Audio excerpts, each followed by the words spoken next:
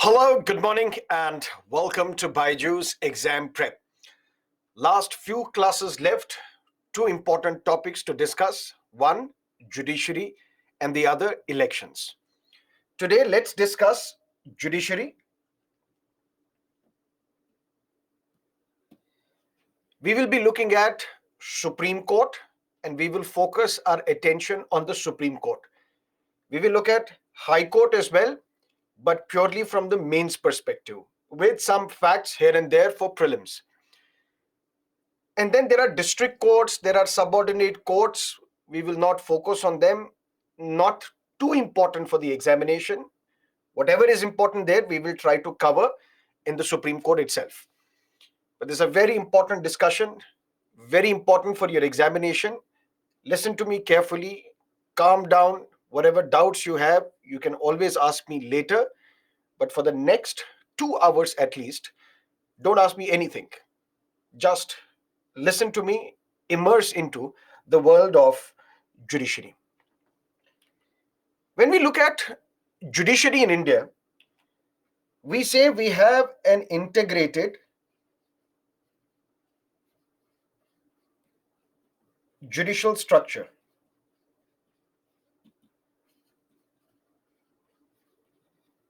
What is this integrated judicial structure? We have district courts in all the states in India. In every district, there is a court known as the district court. In every state, or should we say, for every state, we have high courts. And it is not necessary that we should have one high court for one state. We may have a common high court as well, and we do have common high courts. But every state has a high court. Whether that high court is for some other state as well, that is regardless of the point. The point is every state has a high court. And then at the top, we have the Supreme Court. Clear? When we look at United States of America, because ours is a federal constitution and there is no particular definition of a federal constitution, then we look at the United States Constitution and compare the constitution to that of the US Constitution. If it matches, it is federal. If it doesn't, then it is something else. Because US is the oldest federal constitution, or considered to be the oldest federal constitution of the world. There, normally what happens, in India, if you file a case in the district court, any case for that matter, you lose that case, you can file an appeal before the High Court. You lost the case there as well, then you file an appeal before the Supreme Court.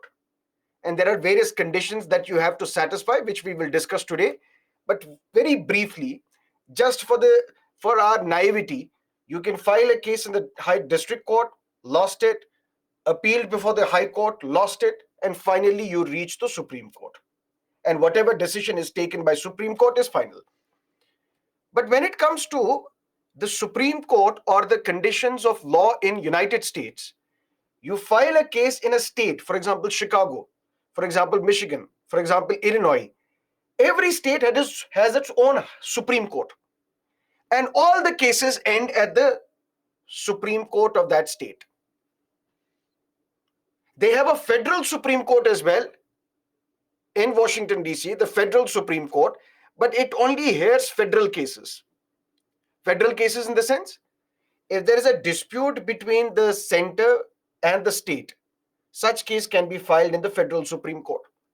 If there is a dispute amongst the states themselves, such cases can be filed in the federal Supreme Court. That's it. But our Supreme Court takes up all cases, not just constitutional cases, not just federal cases, fundamental rights cases as well, marital disputes as well, property disputes as well, normal criminal crimes as well. Any kind of case can reach the Supreme Court through a route known as district court, then high court, then the Supreme Court. But that's not the case with United States. They have separated judiciary. That means there is separate judiciary for the states, and all cases, whether criminal cases, civil cases, they end at the Supreme Court of their state. There's a crime in Chicago, Ultimately, the decision, the verdict of the High Court or the Supreme Court of Chicago is final. But they have a federal Supreme Court as well. But it takes mostly the federal cases, constitutional cases. So they don't have an integrated judiciary. We have an integrated judiciary. They have separate judiciary for states and the federal cases. In India, we say we have an integrated judiciary because a judge of the district court over a period of time can be promoted to the high court. And a judge of a high court over a period of time can also be promoted to the Supreme Court. All these three courts, these are constitutional courts.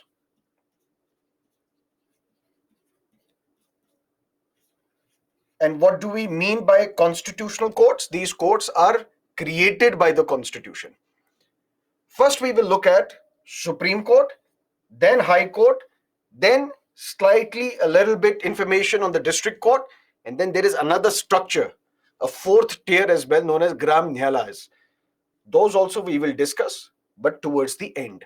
First, let's focus on Supreme Court, and Supreme Court is something which is very important for your civil services examination. What is the Supreme Court? What is the composition? How the judges are appointed? What are their powers? And what is the current functioning of the Supreme Court? Let's look at it. Constitution says under Article 124, there shall be a Supreme Court of India consisting of a Chief Justice of India and not more than 7 judges. This is 26 January 1950, when the Constitution was enacted. Article 124, Clause 1 said, there shall be a Supreme Court of India with Chief Justice at its head and not more than 7 judges. Can we increase the number of judges? Yes. For that, what is required? Parliament will enact a law. And through this law, Parliament can increase the number of judges. Today, how many judges do we have? We have a Chief Justice of India and not more than 33 judges. These 33 judges are also known as brother judges or puisne judges.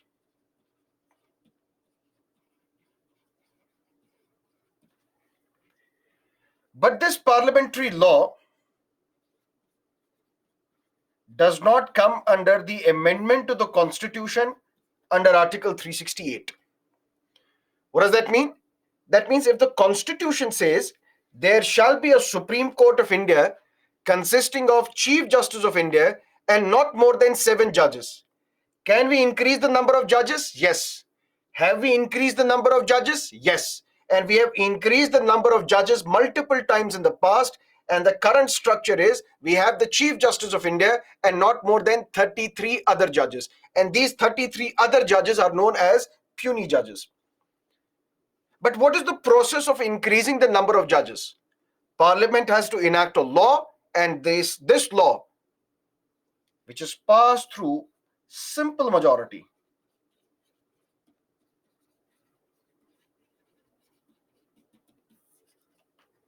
can increase the number of judges.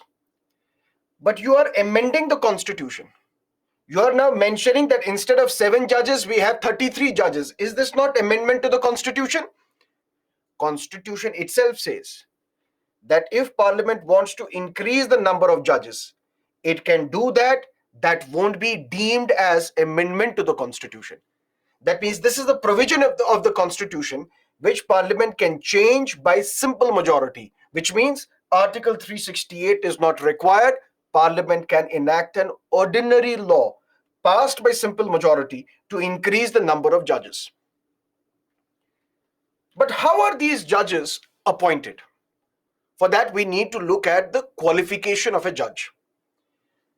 In order to become the judge of the Supreme Court, one should be first the citizen of India. Number 2, if you are a citizen of India, then you have to meet one of the 3 criteria. You are a citizen of India and you are a judge of a high court or one or more high courts for 5 years consecutively. You are a citizen of India, but you are also the judge of the high court, one or more high courts for 5 years consecutively. You are qualified to be appointed as the judge of the Supreme Court. If not, you are the citizen of India and you are the advocate of a high court. You are a lawyer of the high court for 10 years consecutively, whether in one high court or multiple high courts. You have been practicing law as an advocate in one or more high courts for 10 years. You are qualified to become the judge of the Supreme Court. If not, then you are a citizen of India. And in the eyes of the President of India, you are a distinguished jurist. In the eyes of the President, but President does not have his own eyes or her own eyes. It's basically the eyes of the Prime Minister. If in the eyes of the President of India, you are a distinguished jurist and you are a citizen of India, you are qualified to be appointed as the judge of the Supreme Court. But who is a distinguished jurist? Maybe a law professor of a university who has taught law for 20 years, 30 years. He's basically a lawyer, but does not practice law. He understands law, the constitution, everything, but has not been a judge. Such an individual is a distinguished jurist. In the eyes of the President of India, if you are a distinguished jurist, you are qualified to be appointed as the judge of the Supreme Court. Or distinguished jurist can be anybody. Right now, for example, President Murmu is attending this lecture. She likes it. Says, in my eyes, you are the distinguished jurist. And you are also the citizen of India. You are qualified to be appointed as the judge of the Supreme Court. But I would say, madam, these are not your eyes. Shakespeare was wrong. Beauty lies in the eyes of beholder. It's basically the Prime Minister. So please talk to him. But be that as it may, these are the qualifications. Similar qualifications we have for a High Court judge. If you are a citizen of India and you have been holding judicial office for 10 years. I am the citizen of India, but I am a district judge in one or more district courts for 10 years. I am qualified to be appointed as the judge of a high court. If not, I am the citizen of India and I am practicing advocate in one or more high courts for 10 years. There is no qualification as that of a distinguished jurist when it comes to the appointment as a high court judge. That means who is qualified to be appointed as a judge? Judge can be a high court judge or a Supreme Court judge. Why are we discussing them together? Because their appointment process is same. Their removal process is same. For a Supreme Court judge, if you are a citizen of India and you have been a judge of one or more high courts for 5 years, you are qualified. You are a citizen of India and you are an advocate in one or more high courts for 10 years, you are qualified. You are the citizen of India and in the eyes of the President of India, you are a distinguished jurist. It means you are qualified to be appointed as the judge of a Supreme Court. Qualified. For a high court, you should be a citizen of India and you must have held a judicial office, let's say a district judge, for 10 years. If not, you are the citizen of India and you are an advocate in one or more high courts for 10 years. You are qualified to be appointed as the judge of a high court. That means a distinguished jurist can be directly appointed to the Supreme Court. That's the qualification. This does not apply to a high court judge. But now, if Supreme Court consists of Chief Justice of India and not more than 33 judges, if these are the qualifications, what is the appointment process? How are these judges appointed? Constitution says under Article 124, Clause 2, and you don't have to remember these clauses, just understand the concept.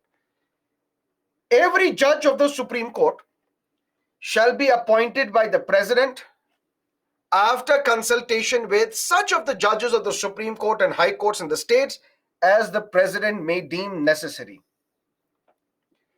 and shall hold office until he attains the age of 65, provided in case of a judge other than the Chief Justice of India is to be appointed, Chief Justice of India shall always be consulted. What does that mean? Original constitution said every judge, whether this judge is of a Supreme Court or this judge is of a High Court, who will appoint these judges? President. Which means this power is given to the executive. Judicial appointments are given to the executive.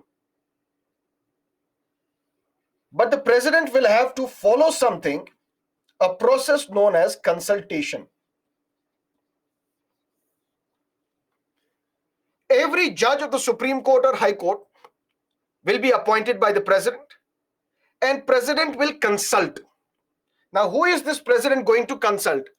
Such of the judges of the Supreme Court or High Court as he may deem necessary.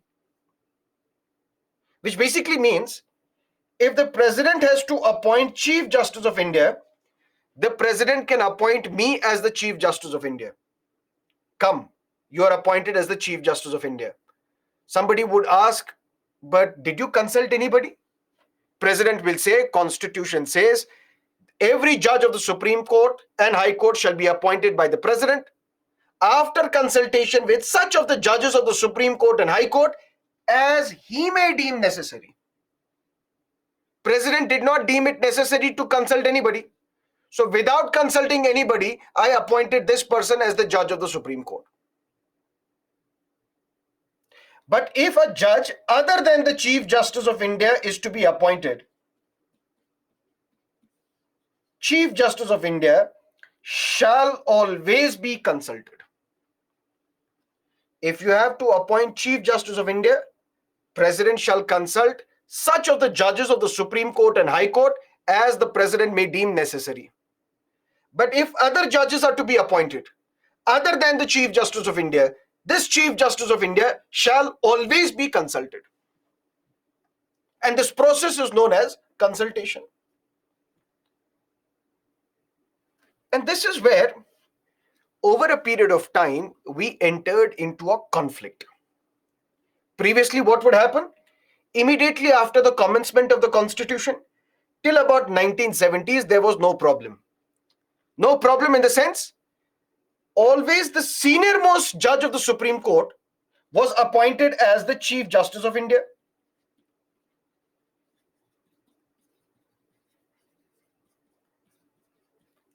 And when other judges were appointed, Chief Justice of India was always consulted. Who is the senior-most judge? Senior-most judge in terms of experience at the Supreme Court. We have 33 judges. Chief Justice of India is dead, or he has resigned, or his term got over. Because you are holding the office till you attain the age of 65. After that, you retire. Now we have to find a replacement, successor. That means one of these 33 judges will be appointed as the Chief Justice of India. Constitution was not clear. Constitution said President can appoint a judge after consulting with such of the judges of the Supreme Court and High Court as he may deem necessary. But we were following convention. Convention, unwritten rule. Not mentioned anywhere, but something that we follow. And the convention was, out of these 33 judges, whoever is senior most will be appointed as the Chief Justice of India. Senior most not in terms of age. Senior most in terms of experience at the Supreme Court. What does that mean? My age is 50. Your age is 45. Okay? And by the way, my age is not 50. I'm much older. For example, I'm 50, you are 45. Both of us, we have been appointed as the judge of the Supreme Court. I was appointed 5 days later. That means you were appointed today. 5 days later, I was appointed by the president. Despite the fact that you are younger to me, I am older. but you will be the senior most judge because you were appointed to the Supreme Court ahead of me. Which means out of all these judges who were appointed earlier, that means at the Supreme Court, what is your experience? 7 years. Even if you are 62, but your experience is 2 years, but somebody is 55, but his experience is 7 years. That individual with 7 years experience, despite lesser age, will be the senior most judge of the Supreme Court. And that was the convention. The convention was that the senior most judge of the Supreme Court was appointed as the Chief Justice of India. That means whenever there is a vacancy in the office of the Chief Justice of India, the president will look at who is now the senior most judge of the Supreme Court. That person was appointed as the Chief Justice of India. And when other judges were to be appointed, for example, there is vacancy here as well, Chief Justice was always consulted. Can you please recommend who do you think is best fit for this post? These are our suggestions. These are your suggestions. Let's discuss. Okay, this person is good. Can we appoint him? Okay, thank you so much. Please have a cup of tea with me. After that, you can go back to the Supreme Court. That is how, through consultations, the judges were appointed. But we reached conflict. In this time, Prime Minister is Srimati Indira Gandhi. 24th April 1973.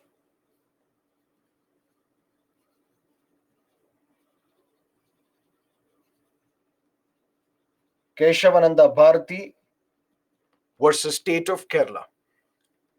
Supreme Court innovated a doctrine known as the doctrine of basic structure. Yes, Parliament has the power to amend any provision of the Constitution, but subject to basic structure. And now a 13-judge bench of the Supreme Court has imposed limitations on the amending powers of the Parliament. 24th April 1973, Justice Sikri, the Chief Justice of India, retires. And now we had to find his successor. What is the convention? Senior most judge of the Supreme Court shall be appointed as the Chief Justice of India. But instead, what the president did? President appointed Justice A.N. Ray as the Chief Justice of India, superseding 3 other judges. That means in the list of the seniority, there were 3 other candidates who were senior to Justice A.N. Ray. In terms of seniority, Justice A.N. Ray was at serial number 4. All the 3 judges were overlooked. Justice A.N. Ray was appointed as the Chief Justice of India by the president, which basically means the Prime Minister recommended to the President, Justice A.N. Ray should be appointed as the Chief Justice of India. What did these 3 other judges do? They resigned. And why was Justice A.N. Ray handpicked? We come to know very soon. Justice A.N. Ray immediately, once he assumed office, set up a bench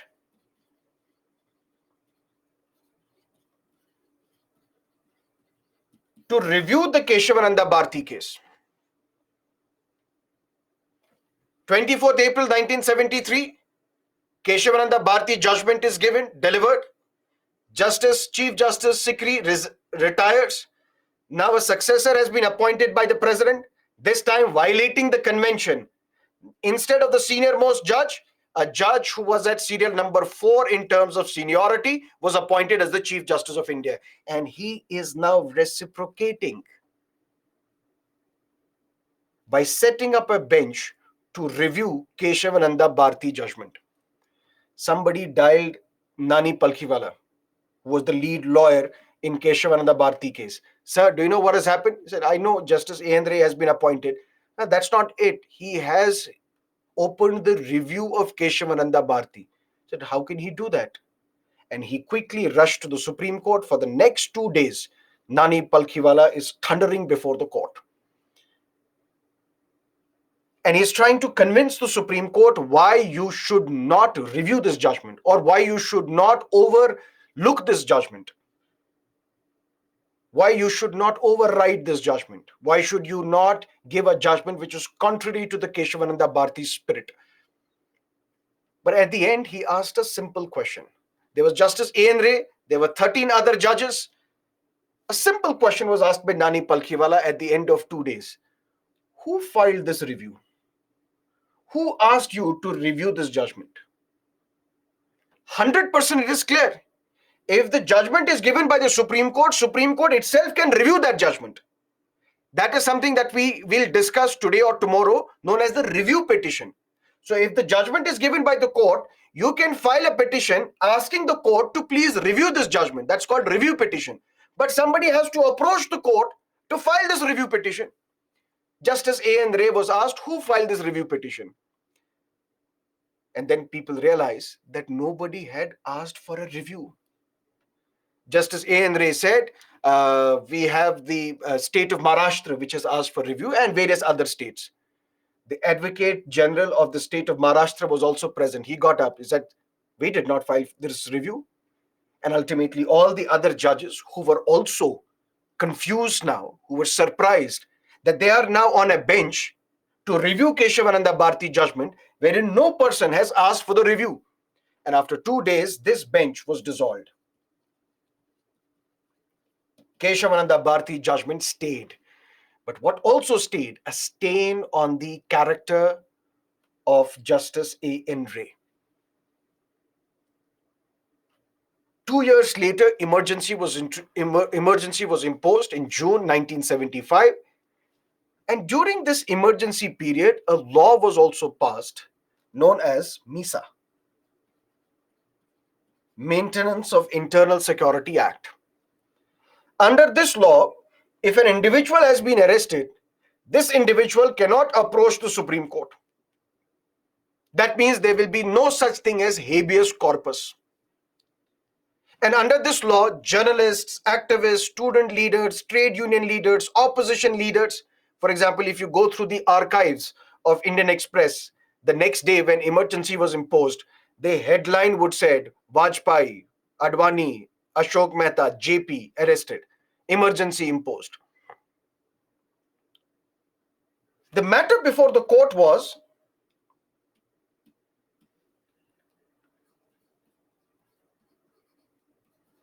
ADM Jabalpur versus Shivakant Shukla, 1976.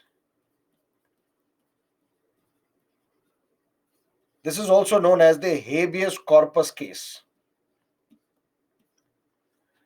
The question before the court was, is habeas corpus suspended during emergency? What is the constitutional validity of this law, which says if you are arrested under this law, you cannot file a habeas corpus, or somebody cannot file a habeas corpus on behalf of you in the Supreme Court of India? There were 5 judges who had to decide this matter. 5 judges. 4 judges said, yes, this habeas corpus is suspended during emergency. One such judge was the father of the current Chief Justice of India, Justice Chandrachud. And the only judge who dissented was Justice Khanna.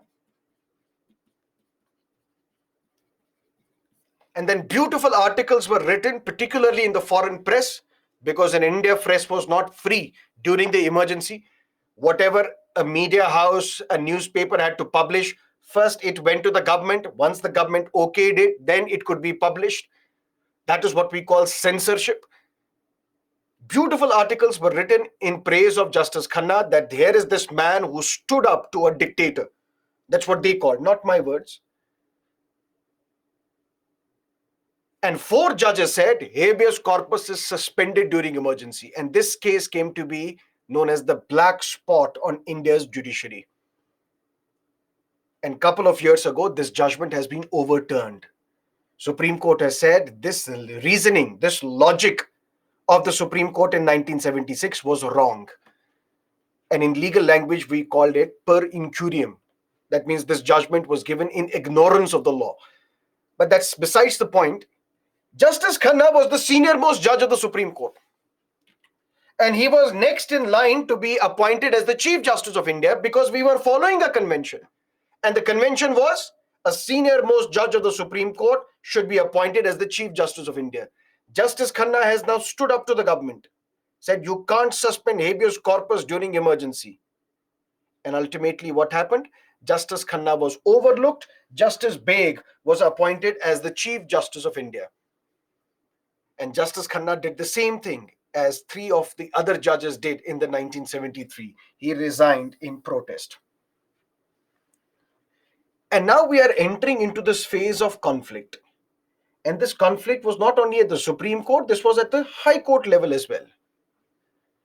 I am a politician belonging to the ruling party. My case is before a High Court judge. I'm trying to bribe him, give this verdict in favor of me. The judge is adamant, the judge is upright, he does not listen to me. What I will do, I will ask the ruling party at the center, can you please transfer that judge? That judge of the Allahabad High Court was shifted to Manipur High Court. That judge from the Calcutta High Court was shifted to Madras High Court. That means transferring of the judges from one High Court to another High Court. This was also done to ensure that justice is delayed, justice is denied. Matter went to the court, known as the first judge's case, SP Gupta versus Union of India. In this case, two things were to be decided by the court. Number one, can the judge of a high court be transferred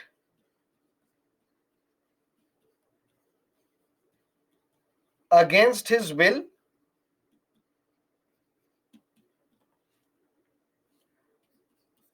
Number two, what is the meaning of this term consultation? Is it same as concurrence? SP Gupta versus Union of India, 1981-82, known as the first judge's case, Supreme Court said a judge of a high court can be transferred from one high court to another high court, even against his will, by the President of India. And when the President appoints Chief Justice, when the President appoints other judges, Chief Justice should always be consulted. That is something mentioned in the Constitution. But this consultation is not concurrence. What is the difference between consultation and concurrence? I am asking you, can I take a class on Sunday? Because we are running short of time, we have few topics to complete. Can I take a class, an additional class on Sunday from 6 a.m. till 11 a.m.? I'm consulting you. If majority of the students say, no, please don't take the class, or don't you dare take the class, I'll say it doesn't matter. The class starts 6 o'clock in the morning on Sunday. We will continue this class till 12 o'clock. I'm only consulting you. That doesn't mean whatever you tell me, that is going to be binding on me. I'm consulting you because maybe you would say, sir, on Sunday we have an exam. On Sunday, majority of the people would be busy in a state civil services examination. Then I would accept this. You have a sound reason to say that we should not have a class on Sunday. I agree. If there is no reason, I'll say it doesn't matter. We will still have a class. So it's not concurrence. It's consultation. If it was concurrence, I'm asking you, can I take a class on Sunday? You said, no, you can't take a class. I can't take this class. Because whatever you are telling me is now binding on me. When the Constitution says, when other judges of the Supreme Court are to be appointed, judges other than the Chief Justice of India, Chief Justice of India shall always be consulted. What is this consultation? Is this concurrence or only mere consultation? Supreme Court said consultation is not concurrence. That means ultimately it is the job of the executive. It is under the domain of the executive to appoint judges to Supreme Court and High Court. This was the first judge's case. Then less than a decade later, Sakara versus Union of India, known as the second judge's case. Sakara stands for Supreme Court Advocates on Records Association versus Union of India. And this time, the lead lawyer is Fali S. Nariman. who was one of the very close lieutenants of Nani Palkiwala. Nani Palkiwala had groomed Falias Nariman, and now Falias Nariman is approaching before the court, challenging the role of the executive in judicial appointments, saying executive should not have any role. In this judgment, second judge's case, 1993, Supreme Court said, number one, appointment of judges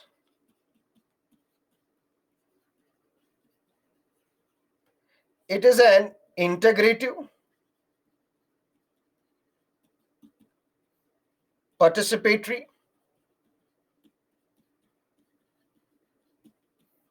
consultative process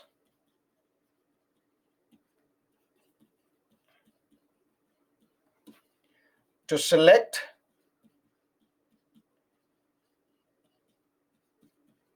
best possible talent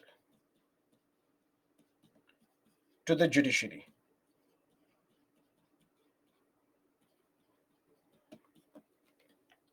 Supreme Court said this process of appointing judges to Supreme Court and High Court, it's an integrative, consultative, participatory process. Participatory process between executive and judiciary. Because we have to select best possible talent to judiciary. Executive, you would not know who to appoint because you have not worked with the judges. We are in judiciary. We know who are these lawyers who come before us. And if you are an advocate for 10 or more years, you are now qualified to be appointed as a judge. These lawyers come before us for their cases. We interact with them. We rule in favor of them or against them. That's how we get to know whether they are worthy of this office or not. And then we will give you advice, we will give you suggestion, and these individuals should be appointed. Because what is the objective? To select the best possible talent in the judiciary. We know these lawyers in and out. And that is why, my dear, this consultation which is mentioned in the Constitution, this consultation is concurrence. That means whatever is communicated to you by the Chief Justice of India is binding on the President of India. That is what Constitution mentions. While appointing judges other than the Chief Justice of India, the Chief Justice of India shall always be consulted. This phrase shall always means it is concurrence. That means whatever advice is given by Chief Justice of India to the President, that is binding on the President. And when we say Chief Justice of India, who are we? We are the Supreme Court. Who is the Supreme Court? Final interpreter of the Constitution. If the Constitution says consult Chief Justice of India, you don't have to only consult Chief Justice of India. Then you have to consult plurality of judges.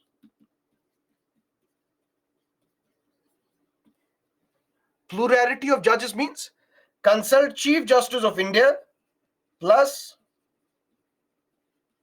2 senior judges of the Supreme Court.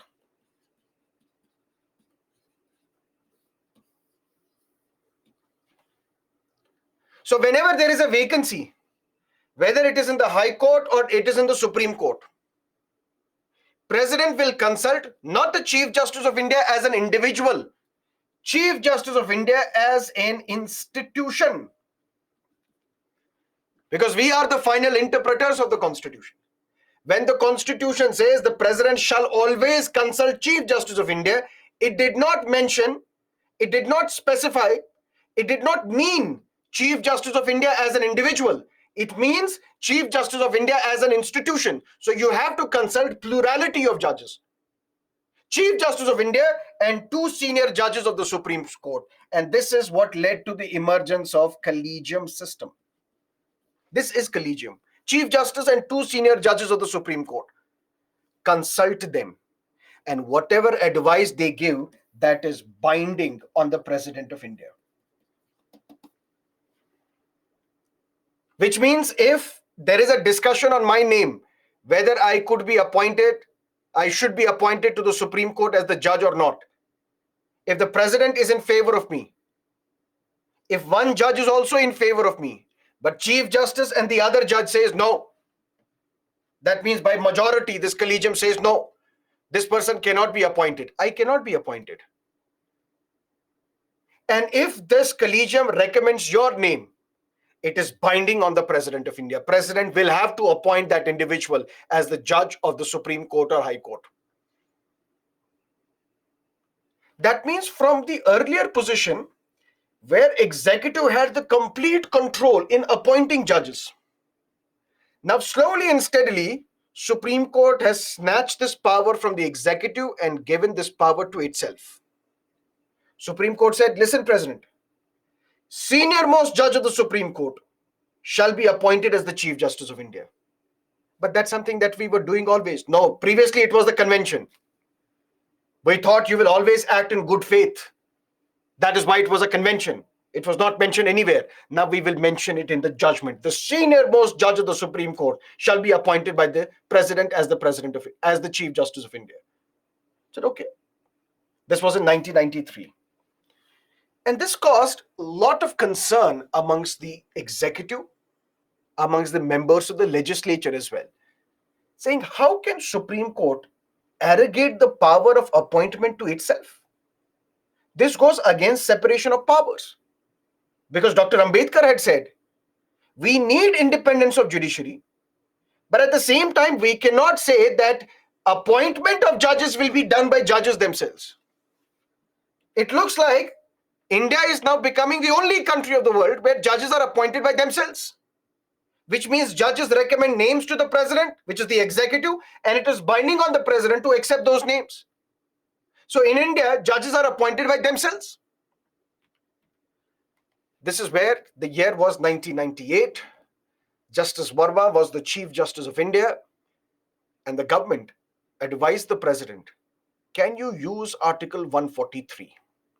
So what is Article 143? Under Article 143, any matter can be sent to the Supreme Court by the president, asking the opinion of the Supreme Court on that matter. And that is what is known as presidential reference.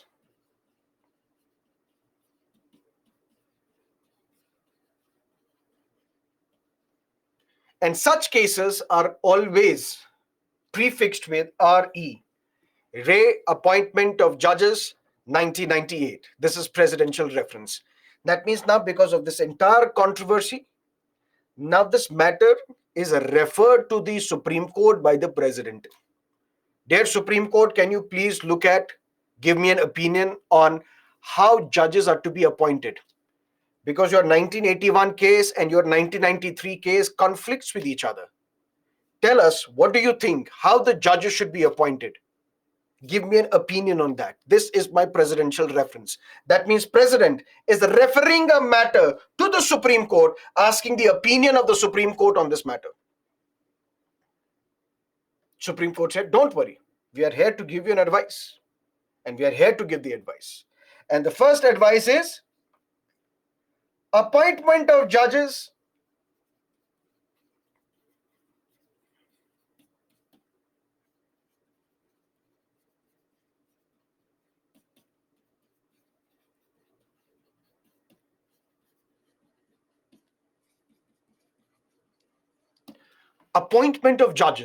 is an integrated, participatory, consultative exercise to select the best possible talent to the judiciary. Said, we know this. You said this in 1993 as well. Come to the point. How the judges are to be appointed.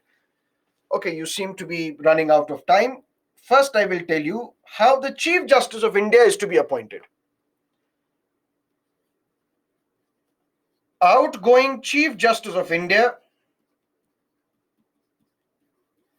will nominate his successor,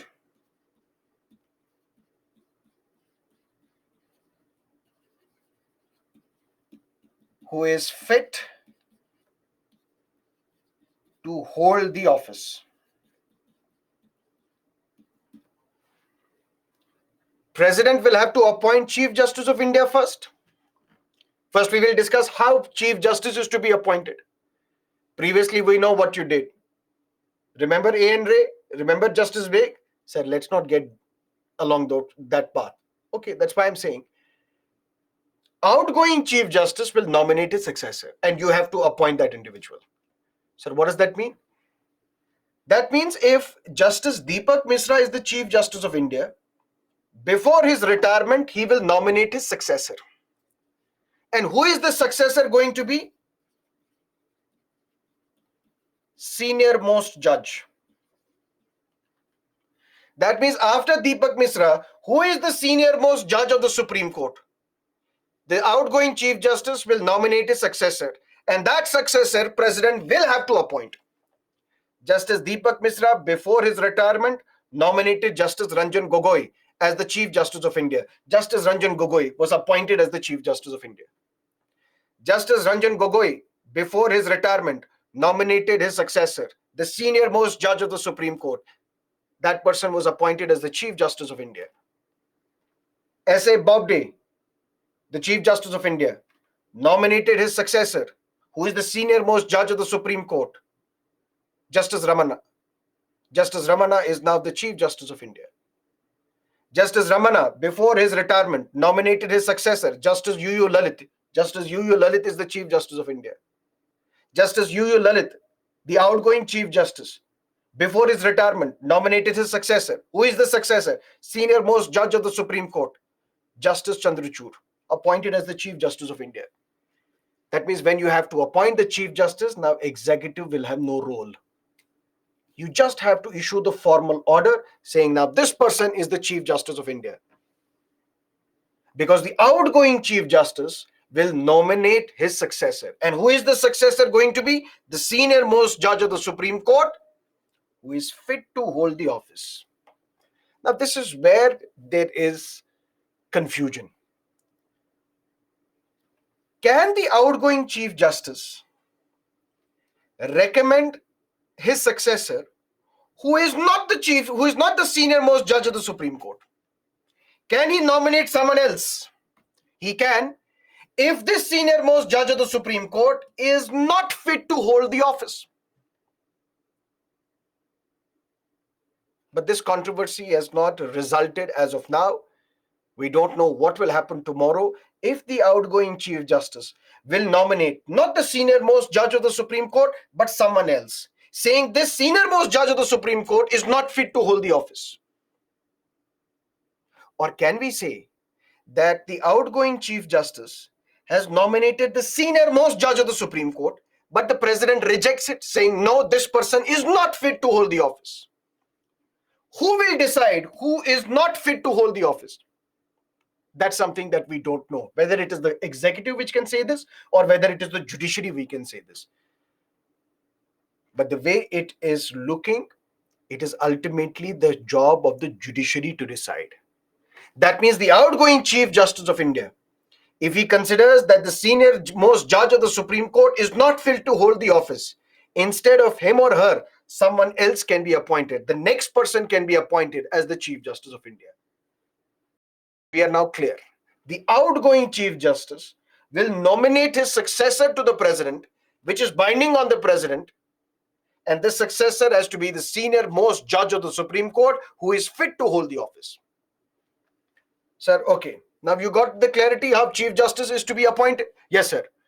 Now where are you going? Come here. I now tell you how the judge of a Supreme Court is to be appointed. How? Consult Chief Justice of India plus 4 senior judges of the Supreme Court. But my lord, in 1993, you said Chief Justice of India and 2 senior judges of the Supreme Court. So that was in 1993. Now it is here 1998. Because what is the appointment of judiciary? It's an integrated, participatory, consultative exercise to select the best possible talent to the judiciary. If you are consulting Chief Justice of India, you're not consulting Chief Justice of India as an individual. You are consulting Chief Justice of India as an institution. And for that, you have to consult plurality of judges. And you have to consult Chief Justice of India and 4 senior judges of the Supreme Court. Okay, sir, where are you going? Listen, I have a lot of story to tell you. Any name not acceptable to Chief Justice of India cannot be sent to the President.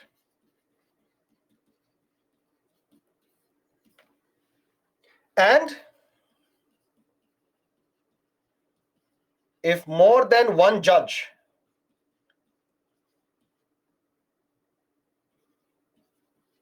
they do not agree on a name, this name cannot be sent to the President for appointment. Which means who will appoint the judges of the Supreme Court and High Court? President of India. But after consultation with now collegium. Because previously, Constitution said while appointing judges to the Supreme Court or High Court, the President shall consult such of the judges of the Supreme Court and High Court as the President may deem necessary.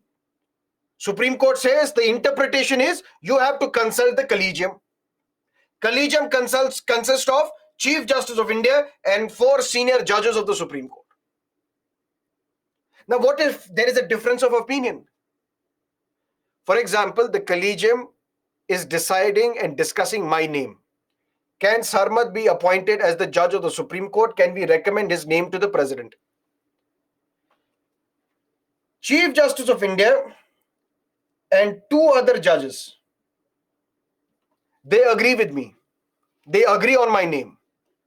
But 2 other judges say, no, we don't agree. He's not a fit candidate. He's not a good candidate for the post of the judge. That means more than one judge has disagreed with my name. No matter who this judge is, whether it is Chief Justice of India, whether it is other judge, but since more than one judge has disagreed with my name cannot be sent to the President for appointment.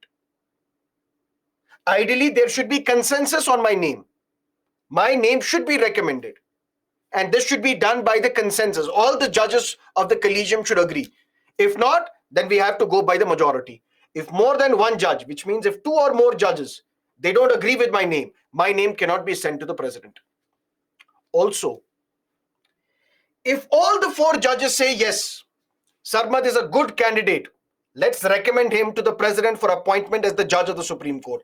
But Chief Justice of India says, no, I don't agree.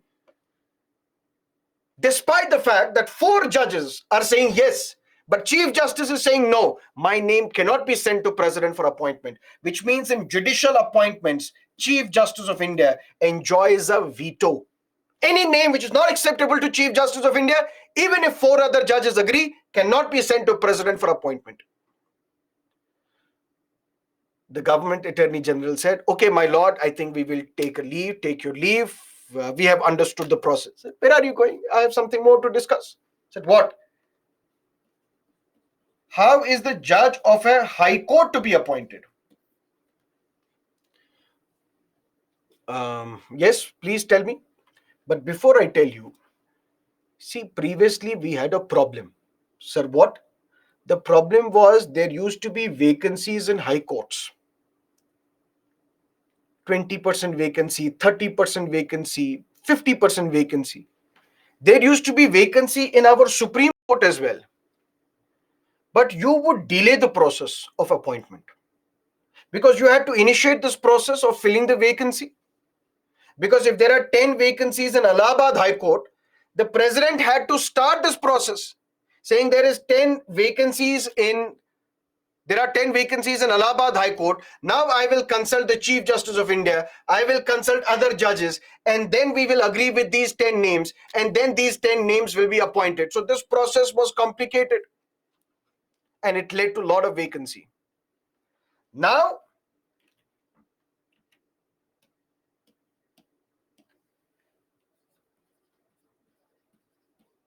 if the vacancy is in the Supreme Court, if the vacancy is in the High Court, Chief Justice of India will initiate the appointment process. And if there is a vacancy in a High Court, the Chief Justice of High Court will initiate the process of appointment. Sir, what are you saying? I'm saying if there are 10 vacancies in Allahabad High Court, the Chief Justice of Allahabad High Court will initiate this process, telling us that there are vacancies, 10 vacancies in Allahabad High Court. Previously, the President would initiate this process. The Executive would initiate this process. Same goes with the Supreme Court as well. I, as the Chief Justice of India, will initiate the process of filling this vacancy. That means we will set up, the collegium is there, we will meet, we will discuss names, and ultimately we will only recommend you the names. Whatever names we recommend, that's binding on you. I said, okay, you are the final interpreter of the Constitution. You know it better. But tell me how the judge of a High Court is to be appointed. For that, you consult Chief Justice of India and 2 senior judges of the Supreme Court.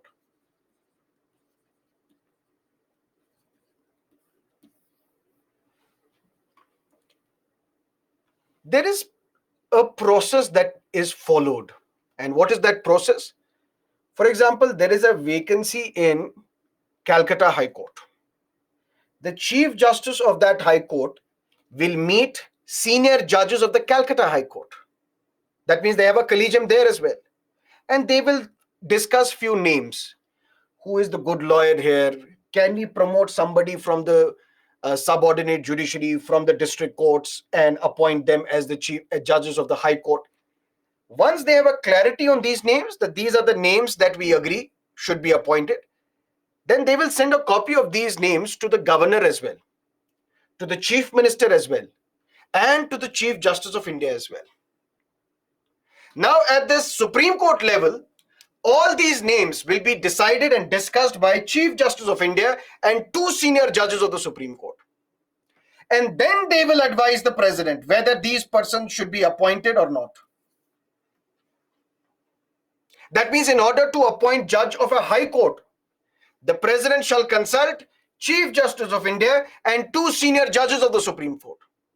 But before that, the process had already initiated at the High Court level, where the Chief Justice of that High Court is consulting his senior colleagues, discussing various names, and then these names are sent to Governor as well, Chief Minister as well, and Supreme Court Collegium as well.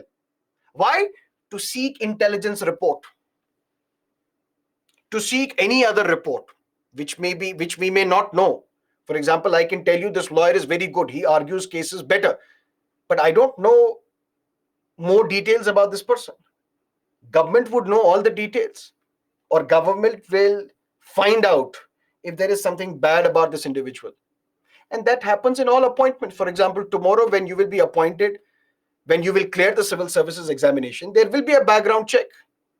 Have you been arrested before? Is there any case pending against you?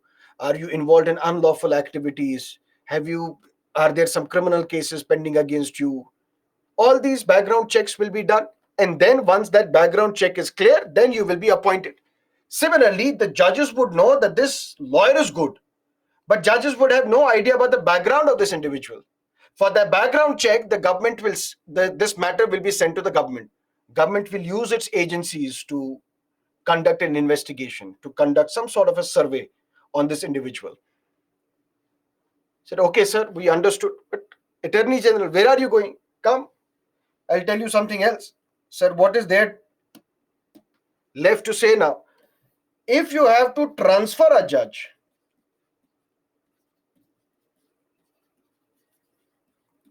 for that consult Chief Justice of India plus 4 senior judges of the Supreme Court plus 2 Chief Justices of the High Courts. Sending state and the receiving state. We are here to discuss how the judges are to be appointed. For that, Mr. President, you needed our advice because you have referred this matter to us, asking our views on this matter. We are giving you a reference on this, presidential reference. First, the appointment process is an integrated, participatory, consultative exercise to select the best possible talent to the judiciary. For that, if you have to appoint the Chief Justice of India, the outgoing Chief Justice shall nominate his successor, who is the senior most judge of the Supreme Court, fit to hold the office. If you have to appoint judge to a Supreme Court, for that you have to consult Chief Justice of India and 4 senior judges of the Supreme Court. If you have to appoint judge to a High Court, for that you have to consult Chief Justice of India and 2 senior judges of the Supreme Court. If you have to transfer a judge from one High Court to another High Court, for that you have to consult Chief Justice of India, 4 senior judges of the Supreme Court and 2 Chief Justices concerned. If a judge is to be transferred from Calcutta High Court to Madras High Court, you have to consult Chief Justices of those 2 High Courts as well, sending state, receiving state. That is how the judges are to be appointed. Attorney General said, "Sir, whatever your recommendation is it binding on the President?"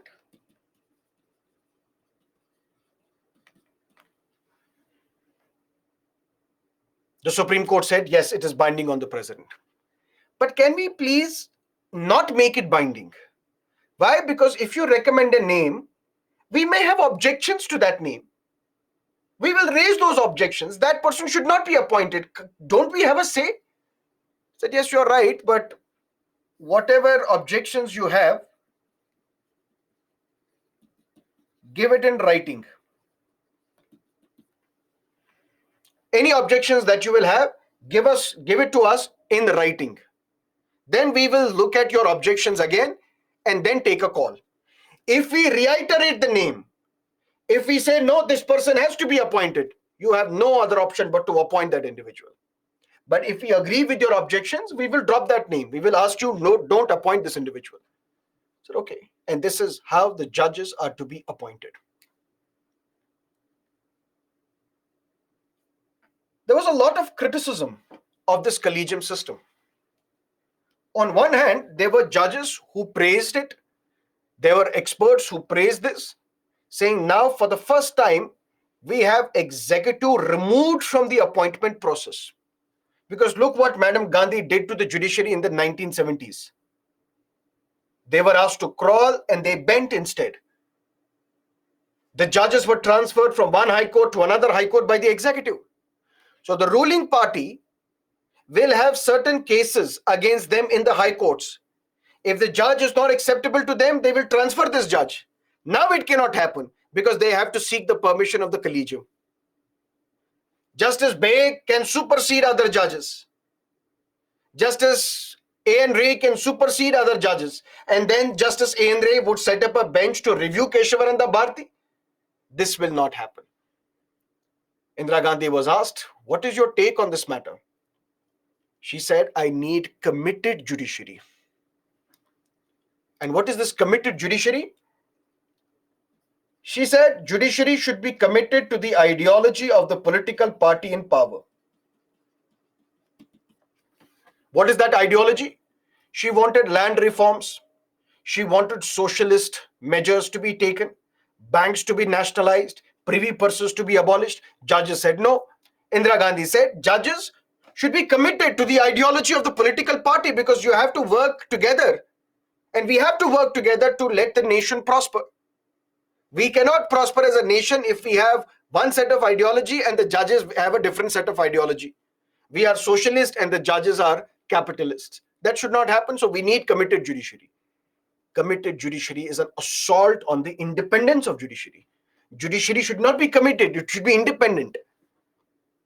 And those who favored the introduction of the collegium system said, now finally we will come out of this committed judiciary. Instead, we will ensure independence of judiciary. That means the judges will, without any fear or favor, give their verdicts. Because their appointment is not based on the government.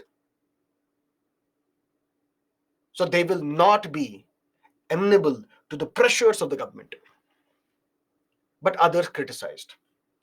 Criticized on the ground that this collegium system violates the constitution. Where is it mentioned that the president shall appoint Chief Justice of India after consulting the collegium. Appoint other judges after consulting the collegium. This term collegium is not mentioned anywhere in the constitution. So it violates constitution. And my lord, please tell me, what are you discussing in these collegium meetings? What is the criteria that you follow to recommend this person?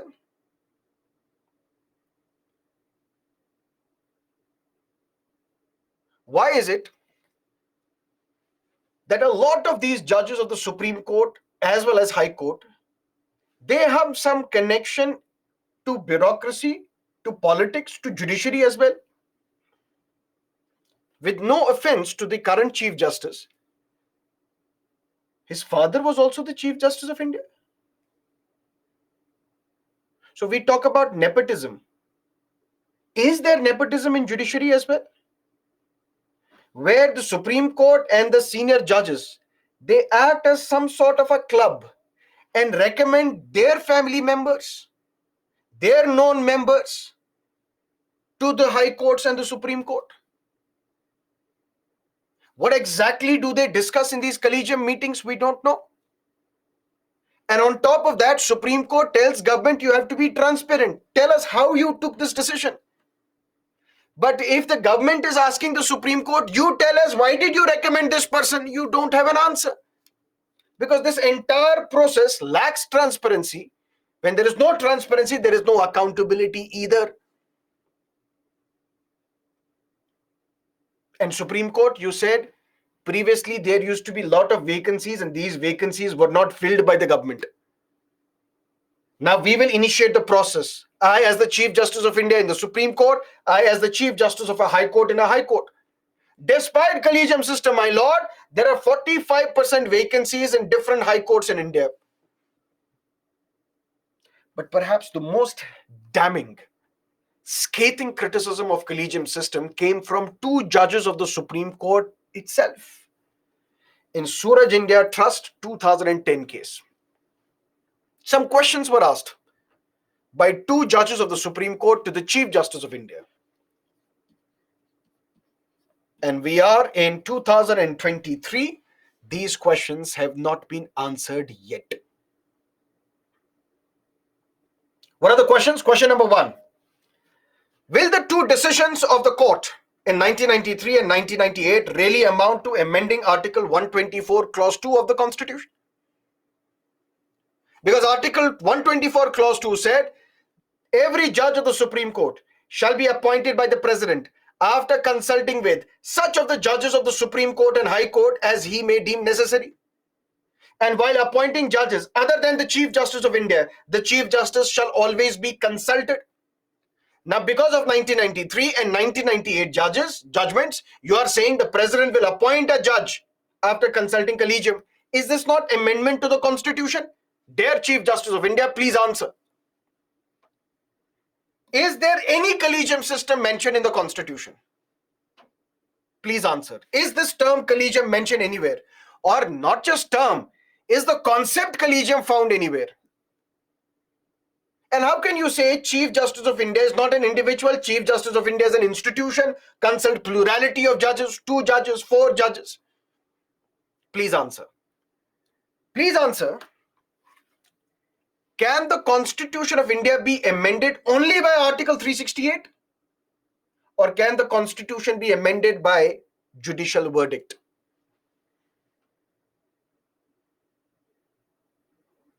Because you seem to have amended the Constitution through your judgments by introducing collegium system and saying this recommendation is binding on the President. In the constitutional scheme, can judges be appointed by discussions and consensus between judiciary and executive, or can judiciary alone make the appointments? Dear Supreme Court, Chief Justice, you have said in your judgments, separation of powers is part of the basic structure. One form of separation of power is checks and balance. One way in which you can impose checks on the judiciary is through appointment and removal. Appointment is done by executive. Removal is done by executive based on the resolution passed by the legislature. But today, judges are appointed by themselves. Is it not violative of the doctrine of checks and balances? Does the word consultation in Article 224 mean concurrence? Sir, 124. No, 224 deals with appointment of High Court judges. There also, Constitution said Chief Justice of India shall be consulted. Is this term consultation same as concurrence? Dear Supreme Court Chief Justice, please answer. But perhaps the even more scathing criticism is this point. Dear Chief Justice, can words in the Constitution be made redundant as if they have no value? No value in the sense? Listen to me carefully. The President shall appoint judges to the Supreme Court and High Court after consultation with such of the judges of the Supreme Court and High Court as he may deem necessary. Some words have been made redundant now. Redundant in the sense, President originally had to consult Supreme Court judges as well as High Court judges. Now this judgment is saying consult Chief Justice of India and 4 senior judges of the Supreme Court.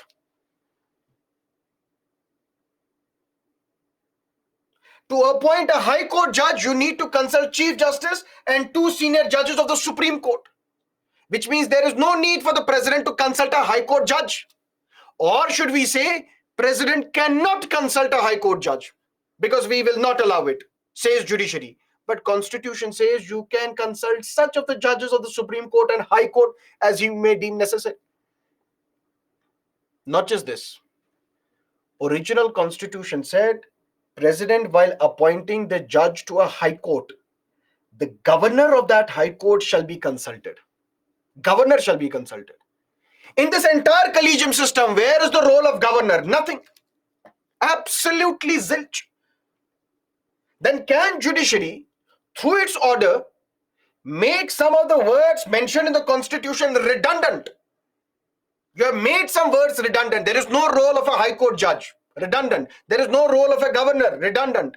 On top of that, you are saying the President shall consult Chief Justice and 2 senior judges. Chief Justice and 4 senior judges. Why only senior judges? Why not junior judges? What if President wanted to consult a junior judge whom she thinks that he is talented or she is much talented, can give me a better advice? Why are you insisting only on the senior judges? Why not junior judges? There should be liberty to consult junior judges as well. Is there any convention that President is bound by the advice of Chief Justice of India to prevail over the clear language of Article 124? Article 124's language is clear. While appointing judge to a Supreme Court or High Court, the President shall consult such of the judges of the Supreme Court and High Court as the President may deem necessary. And now you're saying, no, you have to consult. And on top of that, that consultation is concurrence. On top of that, that is binding. We thought that Constitution says there shall be Council of Ministers with Prime Minister at its head to aid and advise the President who shall act on that advice. Now we are saying there shall be Chief Justice of India who will advise the President and it is binding on the President. Give us these answers. And finally, should the 2 decisions be overruled by a larger bench? Can we set up a larger bench with higher strength than the judges who took this decision in 1993-1998? We are in 2023. These questions have not been answered. But perhaps answered indirectly. Indirectly how? This was a public interest litigation filed by Suraj India Trust in 2010, in response to which 2 judges of the Supreme Court are asking questions to the Chief Justice of India. All these questions are unanswered, but perhaps answered indirectly. How? Couple of years ago, Supreme Court banned Suraj India Trust from filing further public interest litigations. Maybe not connected to this case, or may be connected to this case, I don't know. But Suraj India Trust cannot file a public interest litigation now. A lot of criticism was going on. Mr. Modi came to power, had consultation with the opposition. Everybody seemed to be worried because judiciary has now taken it upon itself to appoint judges. Judiciary can do anything now. We thought we mentioned D. Lolme's statement for British Parliament. British Parliament can do anything except convert a man into a woman and a woman into a man. But for our Supreme Court, we can say Indian Supreme Court can do anything, even converting a man into a woman or a woman into a man. The year was 2014. Parliament got together, amended the constitution, and created a constitutional body called NJAC, National Judicial Appointments Commission.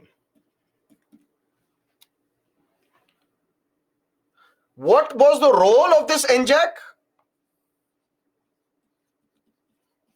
Collegium system should disappear. Whatever is the role of the collegium will be given to NJAC. What is the role of collegium? To recommend the judges to the Supreme Court, to recommend judges to the High Court, to recommend transfer of judges from one High Court to another High Court. Now, these functions will not be performed by collegium because collegium would disappear. Instead, these functions will be performed by this constitutional body known as NJAC. What will be the composition of NJAC? It will have Chief Justice of India as the chairperson. It will have 2 senior judges of the Supreme Court as members. It will have a law minister as part of it as well. And it will have 2 eminent persons. 2 eminent persons. And these 2 eminent persons will not be appointed by the government, will be appointed by a committee which will consist of Chief Justice of India, Prime Minister, and leader of the opposition in Lok Sabha. If there is no leader of opposition in Lok Sabha, then the leader of the single largest party in Lok Sabha. So, leader of opposition, Chief Justice, Prime Minister, they will sit together and come up with 2 names, 2 people, 2 eminent persons. And these 2 eminent persons will be part of NJAC. And what will NJAC do? NJAC will take over the role of the collegium. Many people praise this functioning, saying at least now there is some sort of consensus. Consensus in the sense, this NJAC seems to be a better body than collegium, because NJAC will have members from judiciary, will have member from executive, will have member from civil society as well, 2 eminent persons. So this is the best combo that we can have. Further, if 2 or more members do not agree, no recommendation can be sent to President. That means who will appoint judge? President. Who will appoint Chief Justice? President. Who will appoint judge to a High Court or the Chief Justice of a High Court? President. But now, after consulting with NJAC, NJAC will meet Chief Justice, 2 senior judges, law minister, 2 eminent persons. If 2 or more do not agree with a name, that name cannot be sent to President for appointment. So as much as possible, there should be consensus in the meetings of NJAC.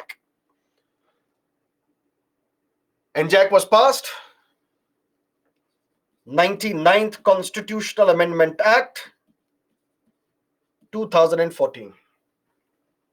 And to tell you, this NJAC bill was passed by both houses of the Indian Parliament by special majority, and then before it was sent to President for signature, it was sent to all the state legislatures in India.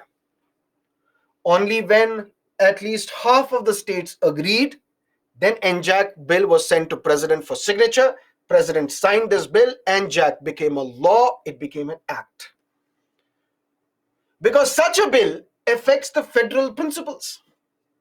And I told you, any bill which tries to amend these federal features, such as the powers and functions of judiciary, Supreme Court and High Court, that requires constitutional amendment, that requires ratification by at least half of the states.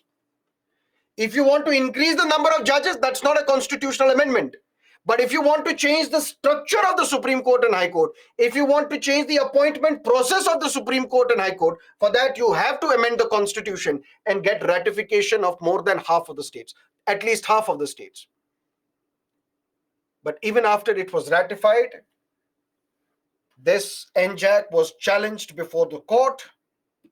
And now we have the same lawyer who challenged the judicial process, who challenged the appointment process in 1993, in 1998, now in 2015, Fali S. Nariman. And in 2015, 5-judge bench of the Supreme Court, by the majority of 4:1, struck down NJAC, saying NJAC is unconstitutional. Only one judge dissented,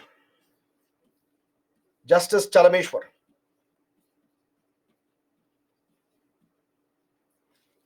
Saying collegium system, I am also a beneficiary of collegium system. Because of collegium system, I am the judge of the Supreme Court. But I don't agree with this collegium system.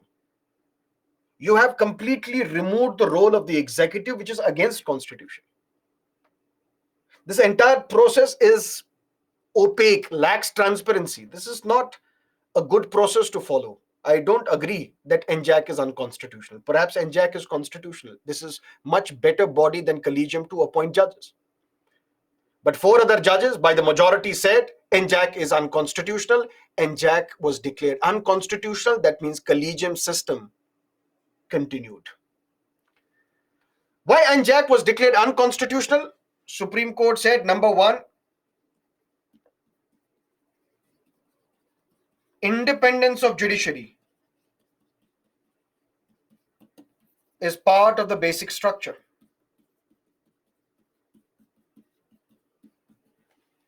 Judiciary should be independent. It should not come under the influence of the executive. Because we know what happened in the 1970s. We despise this person, the law minister. He should not be there. Since he is here, it is unconstitutional. Because it is interference of executive in judiciary, which violates independence of judiciary, which is part of the basic structure of the constitution. But maybe, Supreme Court thought if we only say independence of judiciary is part of the basic structure, people would find it difficult to accept how this NJAC violates independence of judiciary. We have to come up with some other solid reason why NJAC is unconstitutional. And 4 judges said, primacy of Chief Justice of India in judicial appointments is also part of the basic structure. Primacy of Chief Justice of India. Once NJAC sits, what if there is a discussion on my name? Can Sarmad be recommended to the president by NJAC for appointment? 2 senior judges said yes, he's a good candidate. Law minister says brilliant candidate. 2 eminent persons says eminent candidate. Chief Justice says no, cannot be sent. I don't like him. I don't like his hairstyle. But his opinion would not matter. Because if 2 or more members say no, this person should not be sent to president for appointment, then my name will not be sent. Previously, what was the position? Chief Justice of India had the virtual veto in appointment. Any name not acceptable to Chief Justice of India cannot be sent to president for appointment. 4 judges of the Supreme Court said, look what NJAC is doing. It has snatched this veto of the Chief Justice of India. This veto, and now a beautiful word is given to it, primacy of Chief Justice. Say veto of Chief Justice. Why hide under this euphemism of primacy of Chief Justice of India in judicial appointments? Say it. Veto of Chief Justice of India in judicial appointments is also part of the basic structure. Since NJAC does not give Chief Justice a veto, it is unconstitutional. It's against the basic structure because it violates another basic structure which we have just invented, which is primacy of Chief Justice, basically veto of Chief Justice in judicial appointments. But be that as it may, NJAC is unconstitutional. Collegium system revives and collegium system continues. But was NJAC really against the independence of judiciary? For that, we have to look at the Constituent Assembly debates. For that, we have to look at other provisions of the Constitution. Dr. Ambedkar said the most important office under the government is that of CAG. But next is the judge. And we have to ensure that this judge is able to give judgments without fear, without favor, without threat, without coercion. For that, we need judiciary to be independent. But independent judiciary does not mean that judiciary can appoint its own members. Judiciary should be allowed to remove its own members. No. We will give you independence, but in a different form. And what is that independence? Judges of the Supreme Court and High Court, they do not hold office during the pleasure of the president. That means they have a secure tenure. It's not like Attorney General. It's not like the Chief Minister or the ministers. It's not like a civil servant where you hold office during the pleasure of the president. Tomorrow, once you're appointed, you will hold office during the pleasure of the president. But the judges of the Supreme Court and High Court, they do not hold office during the pleasure of the president. They have a secure tenure.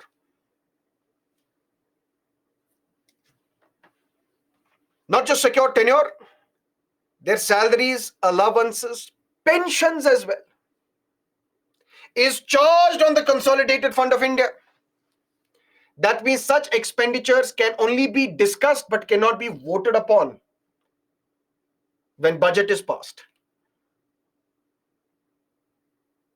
That is how Constitution gave you independence. That you will not be holding office during the pleasure of the president. That your salaries, allowances will be charged on the Consolidated Fund of India, not subject to the vote of the Lok Sabha.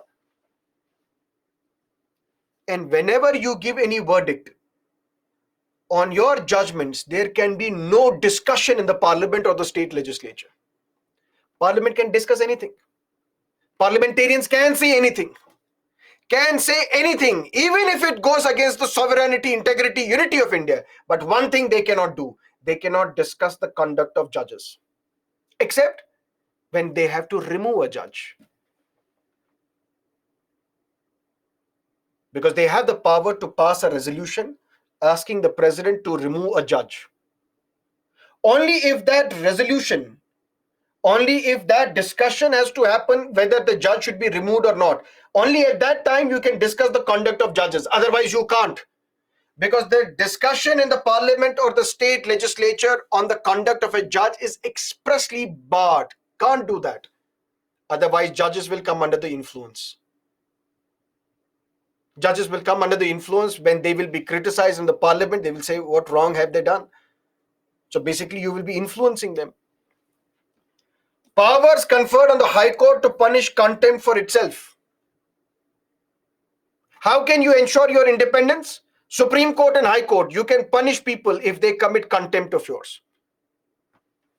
Judges of the higher judiciary can be removed only through a complicated process of removal by the parliament. Such a complicated process that till date, no judge of the Supreme Court and High Court has ever been removed. No judge, not even a single judge, not even the nail of a judge has been removed by the parliament. It is through this process, it is through these features that Constitution sought to provide independence to judiciary. Despite these protections, Constitution did not deem it fit that the judiciary will appoint its own members. No, because that will go against the very separation of powers, which is part of the basic structure of the Constitution. But as valued as judicial independence was to the Constituent Assembly, it did not see the vesting of the ultimate power of appointing judges on the executive as an infraction of that principle, as a violation of that principle. No, independence of judiciary is essential. But that doesn't mean we will give executive appointment power that is against independence of judiciary. No. On the contrary, it is viewed as a vital cog in the checks and balances required to ensure proper separation of powers.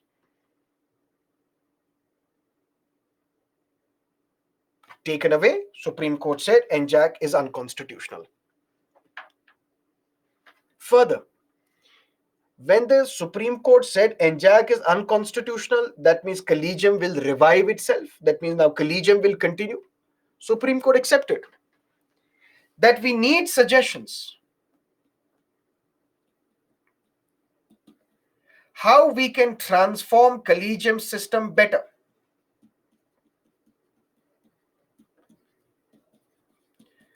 For the betterment of collegium system, please give us your suggestions. How can we make it function better? Supreme Court said we will put it on our website that we are inviting suggestions on the better working of this collegium. Please give us your suggestions. Many suggestions were given in the first month. After that, Supreme Court said we have received enough suggestions. We are closing the window of submitting suggestions. Supreme Court castigates government, criticizes government or other institutions if they fail to abide by social justice. You're discriminating against Dalits, you're discriminating against OBCs, you're doing this, you're doing that. Reservation should be provided, reservation should be implemented, reservation is part of the social justice. Dear Supreme Court Collegium, of all the judges that you have currently, how many judges are SCs, STs, OBCs? And how many judges are from the upper castes? How many judges are from the minorities? There is no reservation for SCs, STs or OBCs for judges post in the Supreme Court and high courts in India. Currently, among the 33 Supreme Court judges, there is one SC judge, there is one OBC judge. Supreme Court talks about gender justice. Till date, we haven't seen a woman Chief Justice of India. Forget about woman Chief Justice of India. Till recently, we hardly had a woman judge in the Supreme Court.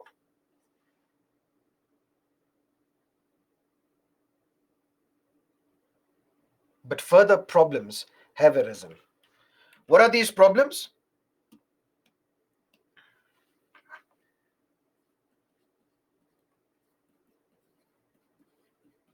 Collegium recommends a name. This name is sent to the president, who has to accept this name, or the president will send the matter back to the collegium and mention in writing what are the objections. If these objections are not acceptable to the collegium, they will reiterate the same name, re-recommend the same name, and it is binding on the president to appoint that individual. There are people who say, despite collegium system, which the Supreme Court said is very important for the independence of judiciary, despite this, judiciary is not independent. Even without having any say in appointment process, it is executive which is powerful. How executive is powerful? Number one, Mr. Gopal Subramaniam, a terrific lawyer, top lawyer of the Supreme Court. Supreme Court would have benefited hugely if he was appointed as the judge of the Supreme Court. And he was recommended by the Supreme Court Collegium to the president that Gopal Subramaniam in 2014 should be appointed as the judge of the Supreme Court. Name was sent to the president. President did not agree. Did not issue the appointment order. Why? We don't know.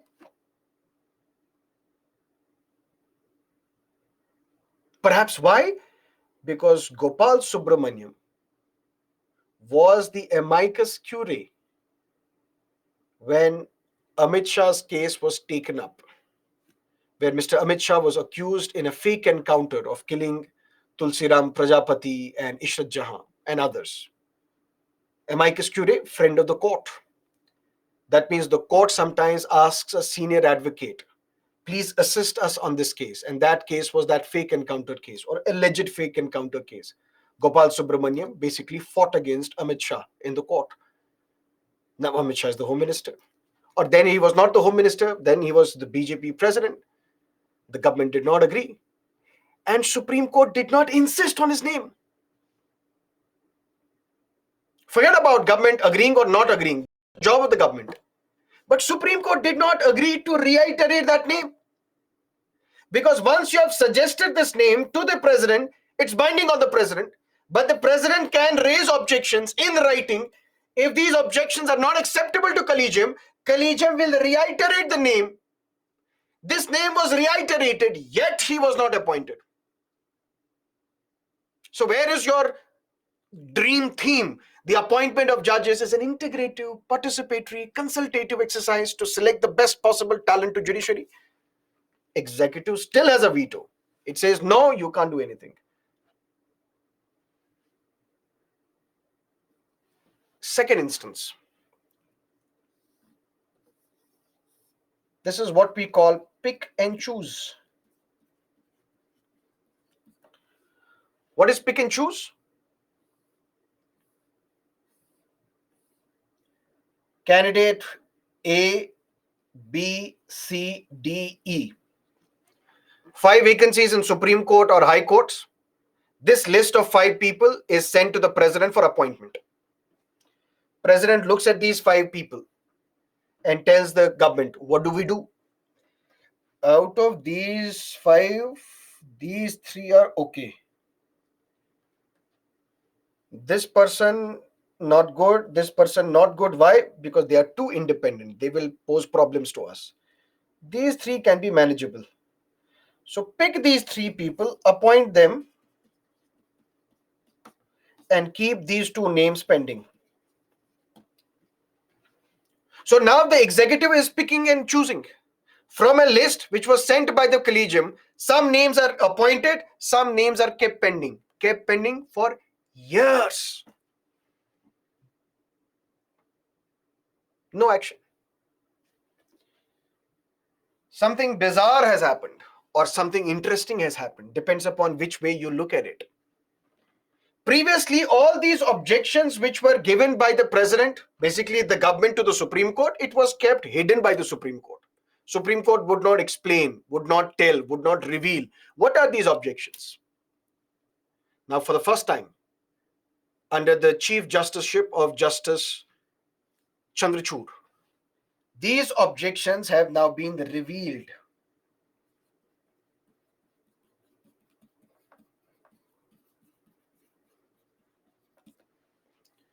Revealed, number 1, Justice Mr. Saurabh Kirpal.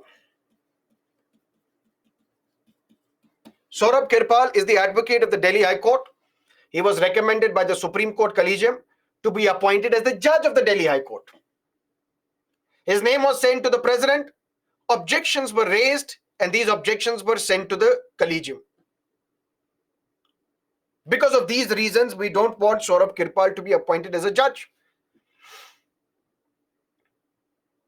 Previously, the Supreme Court Collegium would keep these objections hidden, would not reveal it to the public.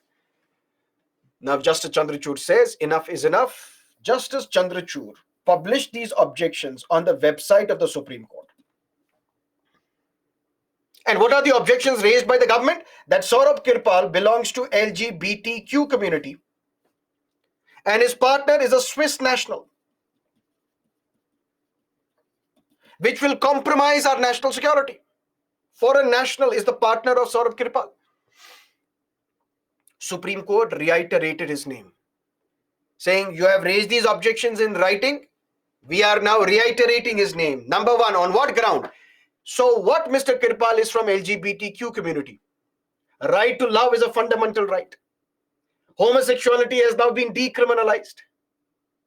So what, his partner is a Swiss national. Switzerland is a friendly country. It's not an enemy country. We reiterate his name. Even then, the president says, I'll close my eyes. I will not appoint him. So how do you ensure independence of judiciary? Another advocate was recommended by the president, by the collegium to the Madras High Court. The Supreme Court, the government said, we will not accept his candidature. Why? We will raise objections. What are these objections? He had shared an article on his Twitter which was critical of Mr. Modi. Sharing an article from quint.com which was critical to Mr. Modi, that renders you ineligible to be appointed as a judge. If that is the case, then another judge was appointed to Madras High Court. And who was this judge? Who was a member of the BJP, who openly called for the genocide of minorities. Openly called for genocide of minorities. That person is appointed, but the person who can share the article critical of the Prime Minister, with due respect to the Prime Minister, cannot be appointed. This is not a commentary on executive. This is not the commentary on Prime Minister or the BJP. This is the sad commentary on the judiciary. You can't stand by yourself. You can't stand with your recommendations. So despite collegium system, despite the facade of independence of judiciary, executive still has the say. But now this matter is before the court again. Justice Kaul is hearing this matter, and Justice Kaul is saying enough is enough. If you will again delay it, I'm afraid we have to take it in our hands, which means right now we are giving you the formality of sending the appointment letters to the judges. Recommendation comes from collegium. You have to only appoint.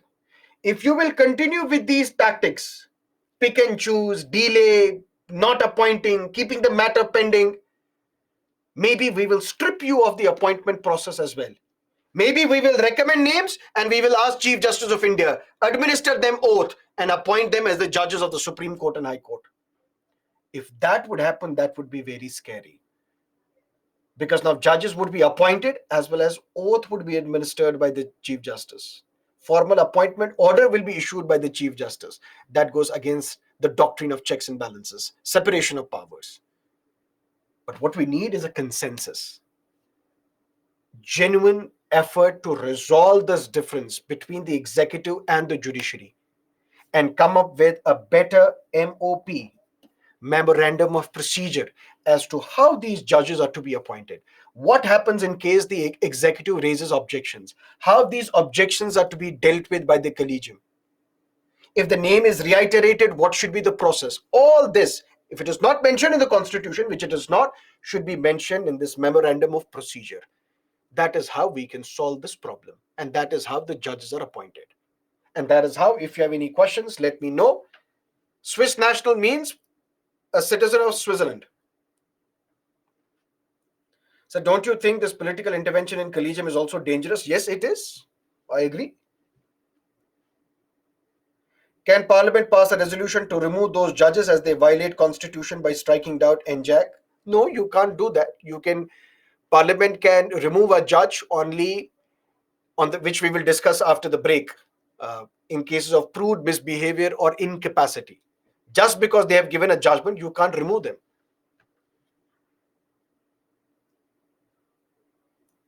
Sir, if President did not appoint the judges recommended by collegium, then Supreme Court can appoint the judge by using the power available under Article 142. We will discuss that today. What is MOP? Memorandum of Procedure. The procedure should be mentioned, which should be acceptable to both executive as well as judiciary. The procedure, how to appoint the Chief Justice, what are the objections to be raised, how the objections can be raised, what is the timeline within which we have to agree or disagree, then what will happen if we reiterate the name, what will happen if you will raise new objections. Clear? So that should be mentioned in this procedure.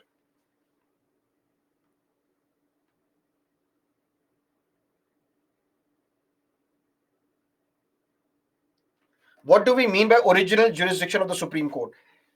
Those cases which can be directly filed in the Supreme Court. We say Supreme Court has the original jurisdiction on these cases.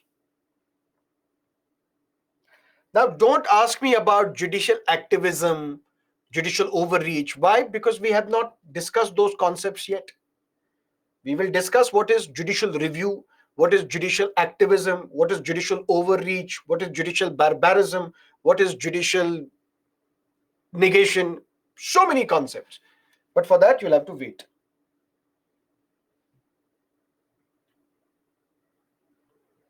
Basic structure first discussed by Pakistan Supreme Court. Yes, there is one theory that Justice Mudholkar uh, took this concept of basic structure from Justice Cornelius of Pakistan Supreme Court, where they discuss something called the fundamental features of the Constitution. In which website did the CGI upload the objections details? On the Supreme Court website.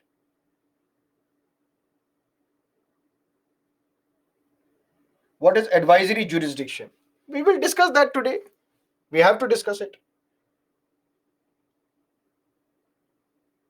Prelims test series will start on December 24, I guess. 24. The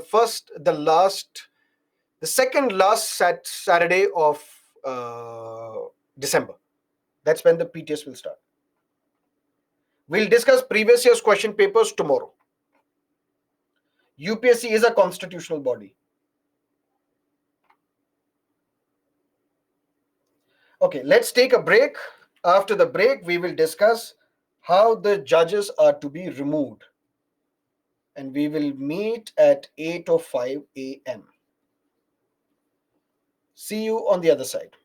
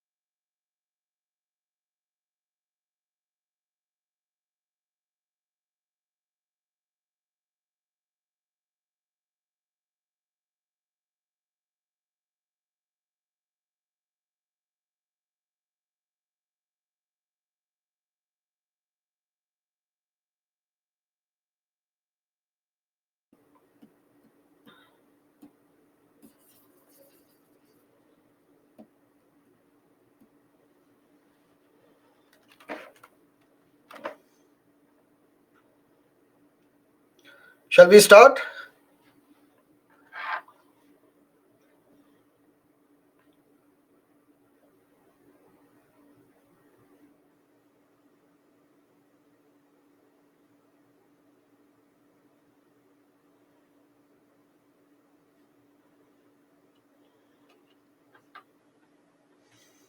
Sir, what if president does not accept recommendations? That is happening, which means they are not appointed. Okay. Now let's look at how the judges of the Supreme Court and High Court can be removed. They can resign by submitting their resignation to the president. So the Chief Justice, the judges of the Supreme Court, the Chief Justice of a High Court, the judges of the High Court, they're all appointed by the president, and they can resign by submitting their resignation to the president. That's how there can be vacancy.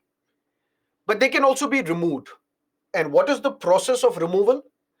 Constitution says a judge of the Supreme Court as well as the judge of a High Court cannot be removed from their offices except by the order of the president, passed after address in each house of the parliament, supported by majority of the total membership of the house and majority of not less than 2/3 of the members present and voting, and presented to the president in the same session on the grounds of proved misbehavior or incapacity. Which means, how is the judge of the Supreme Court and High Court removed? Removed by the president. That means by the order of the president. How? If both houses of the parliament, Lok Sabha and Rajya Sabha, separately will pass a resolution by 2/3 of the members present and voting, plus majority of the total membership of the house, which means special majority, but in the same session. Which means if this motion calling for the removal of a judge was introduced in the budget session, in the same session it is to be sent to the president. That is why I told you that there is one resolution which does not lapse upon the dissolution of Lok Sabha, and that is if you are asking for the removal of a judge of the Supreme Court and High Court. So the judges of the Supreme Court and High Court can be removed by the president on the basis of the recommendation of both houses of the parliament when they pass a resolution by special majority. But on what grounds? Grounds of proved misbehavior or incapacity. What is this proved misbehavior or incapacity? This term has not been defined in the Constitution. But what we can know of this concept of proved misbehavior or incapacity is that if somebody has indulged in misbehavior, misbehavior can be corruption, misbehavior can be sexual harassment, misbehavior can be anything. Or incapacity means when we appointed you, you were with the sane mind, sound mind, but now you have turned mentally unsound, which means you don't have the capacity to give a judgment, which means you're eligible to be removed from your office. Constitution mentions only this. But the real process, how it starts, how it is consumed, is mentioned in the law known as the Judges Inquiry Act of 1968. And what is that process? First, it can be initiated in Rajya Sabha or it can be initiated in Lok Sabha. For example, if it is to be initiated in Lok Sabha, 100 MPs of Lok Sabha should write to the Speaker that, dear Speaker, this particular judge of the Supreme Court or High Court should be removed from his office, and these are the grounds of proved misbehavior. These are the grounds of misbehavior and incapacity on the basis of which we are saying this judge should be removed. Or this process can initiate in Rajya Sabha if 50 MPs of the Rajya Sabha write to the chairperson, the Vice President of India, the chairperson of the Rajya Sabha, saying this particular judge of the Supreme Court or High Court should be removed, and these are the grounds of misbehavior or incapacity. If the chairperson accepts, first, the chairperson has to accept. This is where the discretion of the chairperson rights. It's not binding for the chairperson to accept this proposal, to accept this motion, to accept the suggestion of removing a judge. If the chairperson accepts, if the speaker accepts, then a committee will be set up. Why? Because these charges of misbehavior and incapacity, they are to be proven. How do we prove them? By setting up a committee. This committee will consist of one judge from the Supreme Court, one Chief Justice from the High Court, and one eminent jurist. And once this motion is accepted, once their report is accepted, then there is voting. That means both Lok Sabha separately and Rajya Sabha separately will pass a resolution by 2/3 majority, by the special majority. And then this resolution becomes statutory resolution. And statutory resolution is something which is binding on the government, which means the president will have to issue an order to remove that judge. Have there been cases? Yes, as well as no. No, because no judge of the Supreme Court or High Court yet has been removed from his or her office. But we have seen instances where the process has started. For example, Justice Ramaswamy.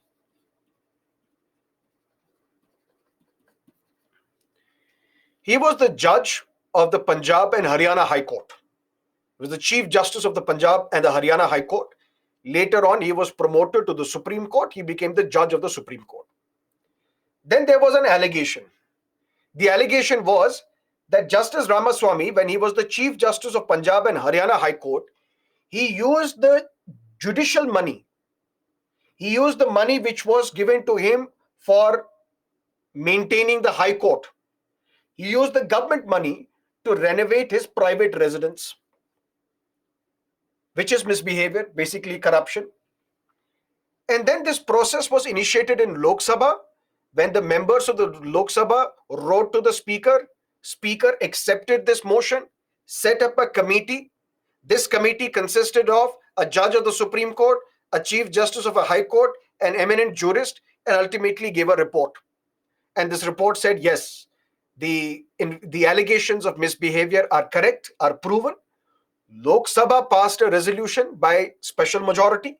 When this motion was sent to Rajya Sabha, there the Congress party abstained. When the Congress party abstained, that means in Rajya Sabha, we could not get the majority, and ultimately Justice Ramaswamy could not be removed. Similarly, Justice Soumitra Sen of the Calcutta High Court, he was all set to be removed, but he thought, I should not become the first judge to be removed from his office. So he resigned in anticipation of his removal. That means he was all set. There was majority also. Everybody agreed that yes, this judge should be removed. But since he decided to resign, that is how this process of removal could not be initiated.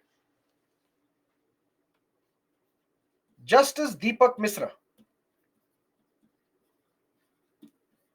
He was the Chief Justice of India in 2017. And I have given you the context of Justice Misra when we discussed fundamental rights. He was part of the collegium, heading the collegium. And there were 4 senior judges of the Supreme Court who were also part of the collegium, which means Chief Justice of India, 4 senior judges of the Supreme Court.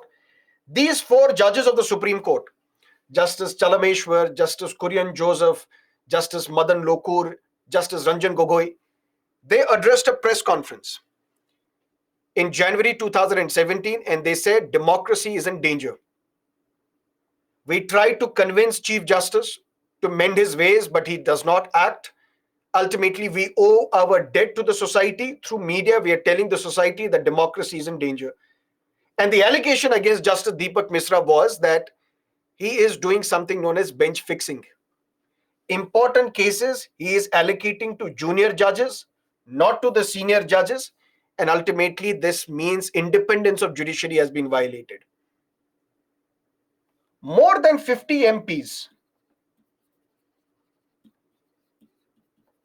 close to 70 MPs of the Rajya Sabha, they wrote to the chairperson of Rajya Sabha.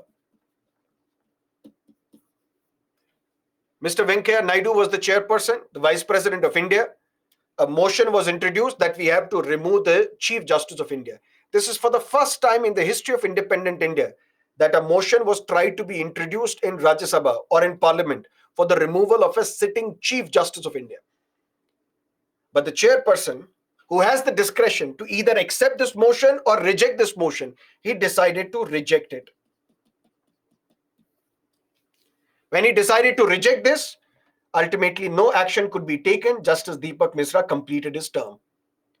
Sir, if the chairperson rejects it, we should have an alternative. How do we go about this? For that, the alternative could have been approach the Supreme Court. And as you approach the Supreme Court, Chief Justice of India is the master of the roster. That means Chief Justice of India will get to decide who will hear this matter, because he allocates cases to different judges. That would have been violation of principles of natural justice. And ultimately opposition decides we should not approach the Supreme Court because it will not serve any purpose. Justice Deepak Misra continued to remain in office. Long story short, the judges of the Supreme Court and High Court, they do not hold office during the pleasure of the president. They retain and remain in office till they complete a specific age. For a Supreme Court judge, the retirement age is 65 years. For a High Court judge, the retirement age is 62 years. But even before you complete your tenure, even before you retire, you can be removed. Who can remove you? President. On the basis of the resolution, statutory resolution passed by both houses of the parliament separately by special majority. On what grounds? Misbehavior and incapacity. But this is to be proved. Where? In parliament. Judges Inquiry Act says the process that you need to follow is this. If Lok Sabha wants to initiate this process, 100 members have to write to the speaker.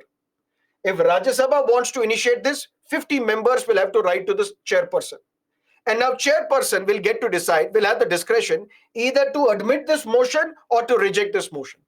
If it is admitted, then a 3-member committee will be set up, which will investigate all these allegations of misbehavior and incapacity.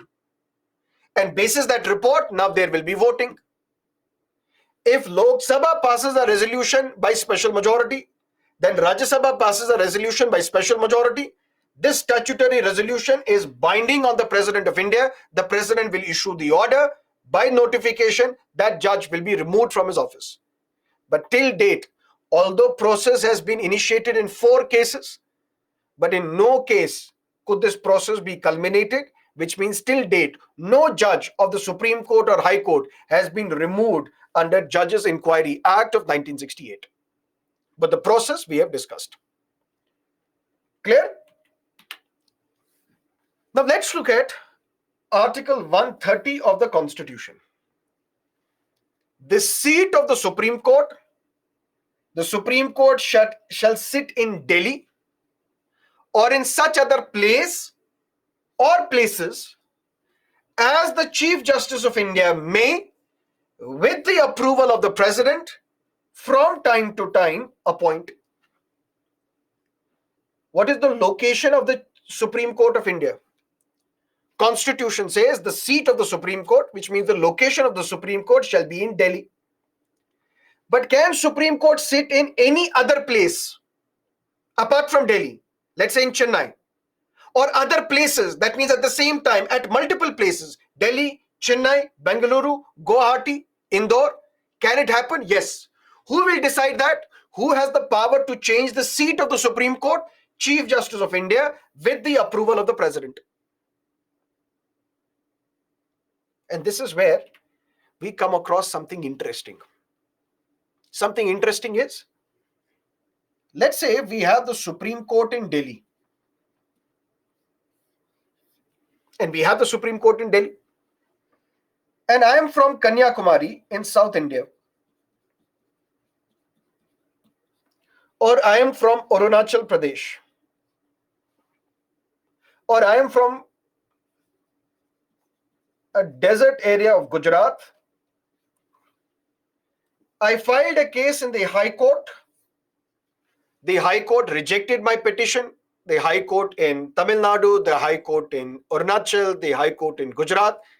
Now, what is the option available with me? I can approach the Supreme Court, file an appeal before the Supreme Court. But where is Supreme Court? In Delhi. Now I'm calculating the costs. Along with my lawyer, we have to go to Delhi. Boarding, lodging, food, travel tickets. And in Supreme Court, I have to appoint another lawyer. In Supreme Court, I have to appoint advocate on record, because without that advocate on record, no case can be filed in the Supreme Court. That means that lawyer, this lawyer, I am calculating the costs. Ultimately, I decide I will not approach the Supreme Court. Is this not denial of justice? It is. Making access to Supreme Court in Delhi so difficult for some people, it means you are denying them justice. The rich, the powerful will have no problems approaching the Supreme Court. They can travel in a private jet as well, in a chartered flight as well, or they can take a normal aircraft as well. For them, there is no problem because they have money, they have resources. That means you are denying justice to weaker, marginalized, poor sections of the society. Then what is the alternative? The alternative prescribed was we should have regional benches of the Supreme Court.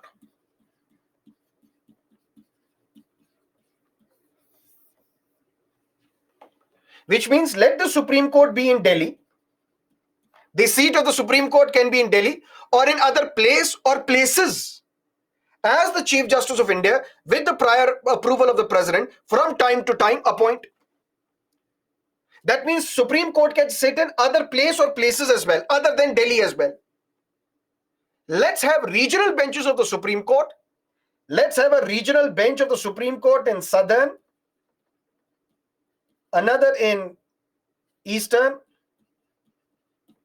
Western, and Central India. So that if there is a regional bench of the Supreme Court in Chennai, for example, people from Tamil Nadu, when they calculate cost of going to Delhi, they drop their options. They say, forget about this. We won't ask for justice because it is time consuming. It is monetary loss as well. We can't afford it. People from Tamil Nadu, Andhra Pradesh, Telangana, Karnataka, Odisha, Kerala, they will find it easy to approach a regional bench of the Supreme Court in Chennai than to approach the Supreme Court. Similarly, people from Eastern India, Western India, Central India. That means once these regional benches are constituted in 4 other locations in India, it will make justice easily accessible to the people who could not afford going to Delhi. Law Commission of India says, we agree with this. Should happen. Regional benches should be set up. State government say, we agree. Regional benches should be set up. Union Ministry says, of Law and Justice, we agree. It should happen. Bar Council of India says, we agree. It should happen. Supreme Court says, we don't agree. It should not happen. Why? Supreme Court gives 2 reasons. One, it will affect, or should we say adversely affect,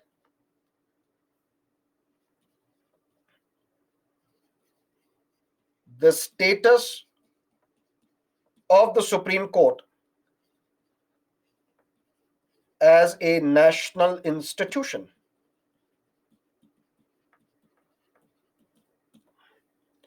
Number 2,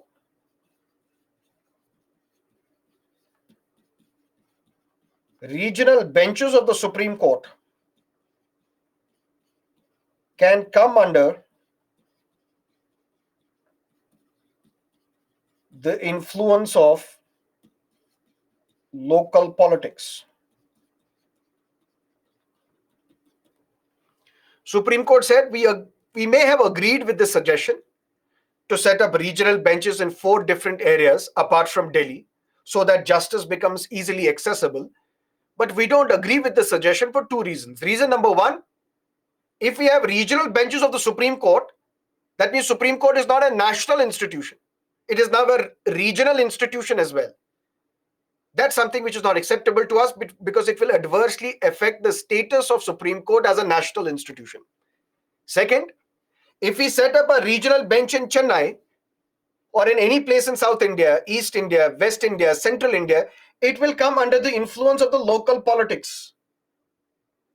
That is why, for these 2 reasons, we will not have regional benches of the Supreme Court. The existing structure continues. But my lord, if these regional benches of the Supreme Court can come under the influence of the local politics, then why don't you take an extra step and dissolve the high courts as well? Because by your logic, if we agree with it, then high courts will also come under the influence of the local politics. There should be no high court in Chennai. There should be no high court in Bengaluru. There should be no high court in Guwahati, because all these high courts, just like regional bench of the Supreme Court, can come under the influence of the regional political parties. On top of that, there is always an option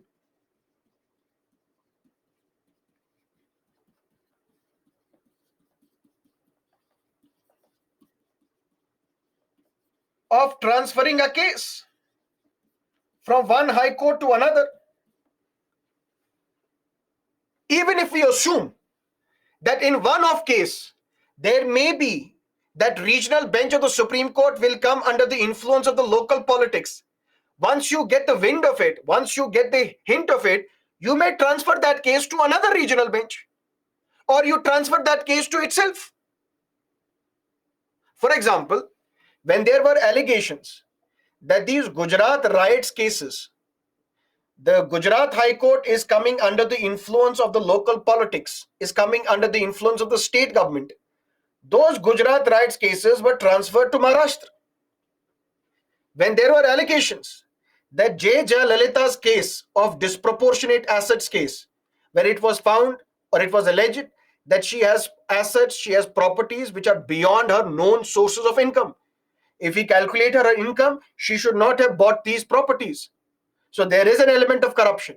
When there was allegation that this case is coming under the influence of the chief minister, because this case was pending in the Madras High Court, this case was transferred from Madras to Bengaluru. That means there is always an option that if these regional benches come under the influence of the local politics, you can transfer that case from one regional bench to another or to itself. But that doesn't mean just because they may come under local influence, you will not set up regional benches. By that logic, all the high courts should also be dissolved. And I don't agree. What is the use of Supreme Court as a national institution when it is not catering to the interests of the entire nation? When people from deep south, deep northeast, deep east, and deep central India cannot access Supreme Court because it is time consuming, it is costly as well, it is expensive. That is why regional benches should be constituted.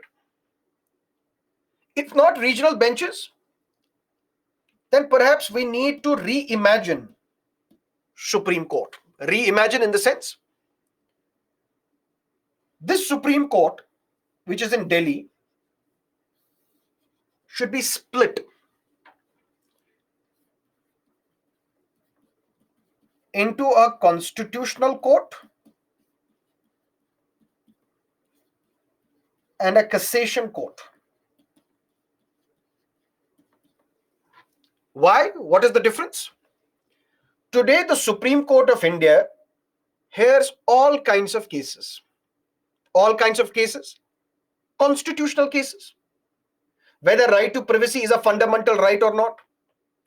Whether same-sex couples should be given the right to marry or not.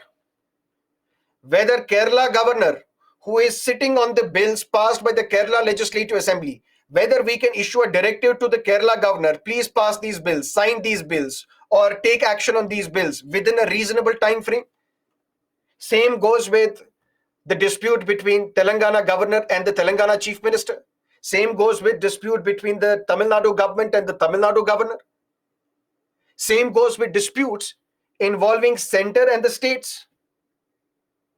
Same goes with disputes involving states on one side and the states on other side. For example, there is a dispute between Punjab and Haryana. So Supreme Court hears constitutional cases. Supreme Court hears fundamental rights violation cases. Supreme Court hears federal cases as well. But Supreme Court hears other cases as well. Bail applications. Whether Arnab Goswami should be given bail or not, matter goes to the Supreme Court. Whether abortion of this child, of this unborn baby, where the pregnancy is of 26 weeks or above, where the mother says, I don't want to have this child, even this case goes to the Supreme Court. Bail applications, abortion cases, family disputes, land disputes, property disputes, violation of contract disputes, all such cases reach the Supreme Court. You are choking Supreme Court.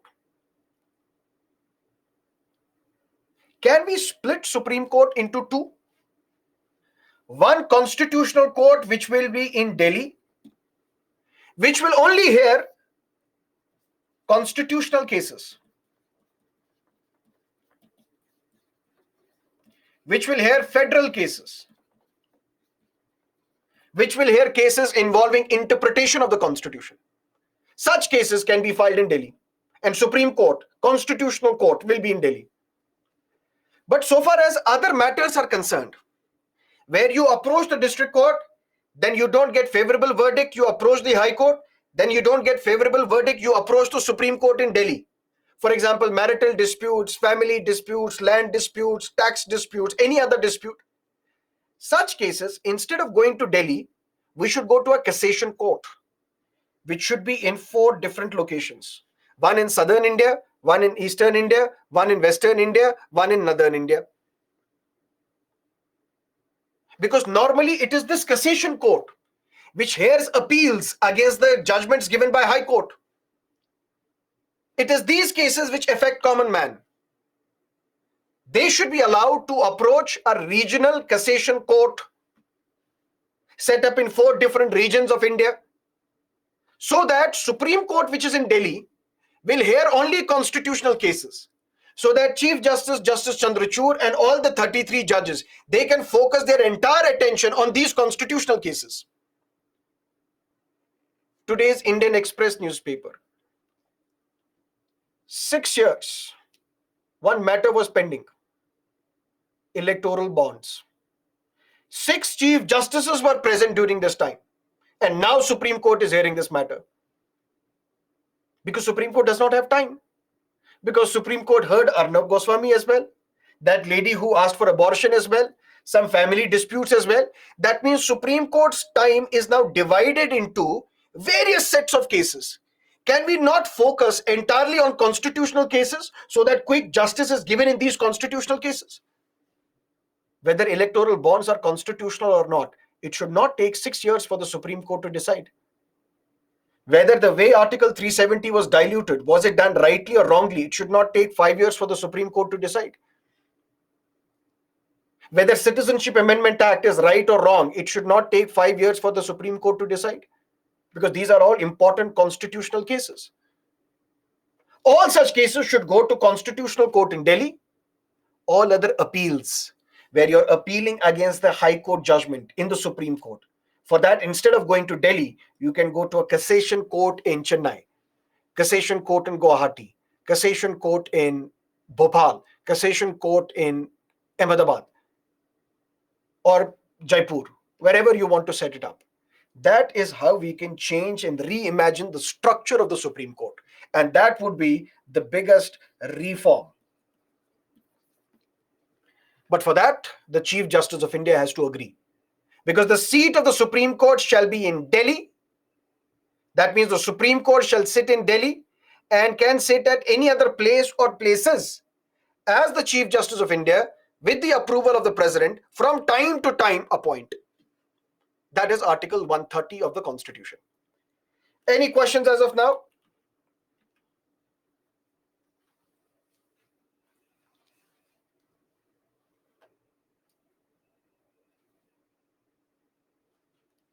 Questions, yes or no?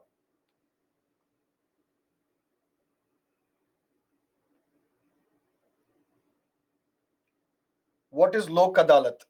My dear, we will reach Lok Adalats as well, but through a route. First, let's travel all these areas, then we will reach Lok Adalat.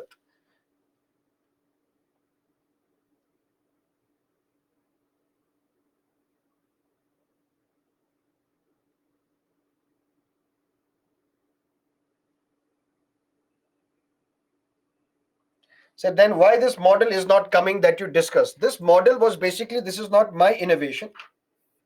This was given by ex-Chief Justice of India, Justice K.G. Balakrishnan.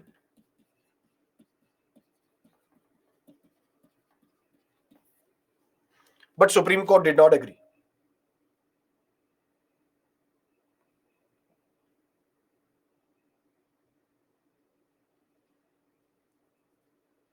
Okay. What is a court of record? We say only high courts and Supreme Court of India acts as the court of record. And only those which are courts of records can accept a public interest litigation, which we will discuss tomorrow. What is a public interest litigation? Court of record, all the high courts are court of record. Supreme Court is a court of record, and only in court of record can you file a public interest litigation. But when can we call a judicial institution as a court of record? For that, this judicial institution will have to satisfy two conditions. Condition number one, it should have the power to punish for its contempt. And we have discussed what is a contempt. Contempt is civil contempt or criminal contempt. That means if this judicial body has given an order which is willfully disobeyed by somebody, it is contempt.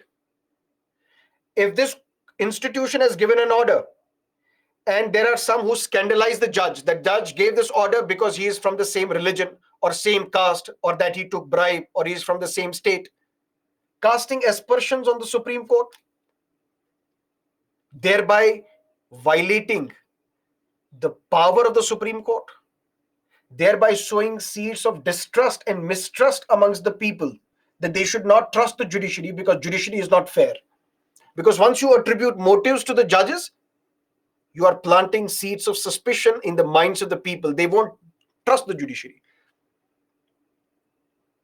So for a court of record, one, it should have the power to punish for its contempt. Second, its judgments, proceedings, acts of the Supreme Court or this court of record are recorded for perpetual memory and testimony. These records cannot be questioned when produced before any court. What does that mean? Everything, how many amongst you are watching the live proceedings of the Supreme Court Constitution benches? Tuesday, Wednesday, Thursday, on three days, 10:30 a.m. in the morning, Supreme Court Constitution bench, 5 judges of the Supreme Court, they hear constitutional cases. And those cases are live streamed on the YouTube channel of the Supreme Court. Right now, electoral bonds, previously same-sex marriage, previously Article 370, previously Shiv Sena dispute, all these cases have been live streamed. And if you would have noticed that there are people who type everything that the judges say, everything that the individual lawyers say, everything is typed and recorded. Once these records are brought before any other court or any other institution, they will not question it. They have to agree with this. And whatever proceedings, whatever judgments are given, they are stored for perpetual memory. That means the judgment of 1951, Champak Dorai Rajan, you can read it today as well. It's stored for perpetual memory. All such judicial institutions, where number one, you can punish people for contempt. Number two, if the records, judgments are stored forever for perpetual memory, and these records, once they are produced before anybody or any institution, these records cannot be questioned. Such a judicial body is a court of record. And in India, we have high courts and the Supreme Court, which act as the court of record. Because the proceedings of High Court and the Supreme Court are recorded for perpetual memory, these records cannot be questioned when produced before any other court. And they have the power to punish for its contempt. District courts, my dear,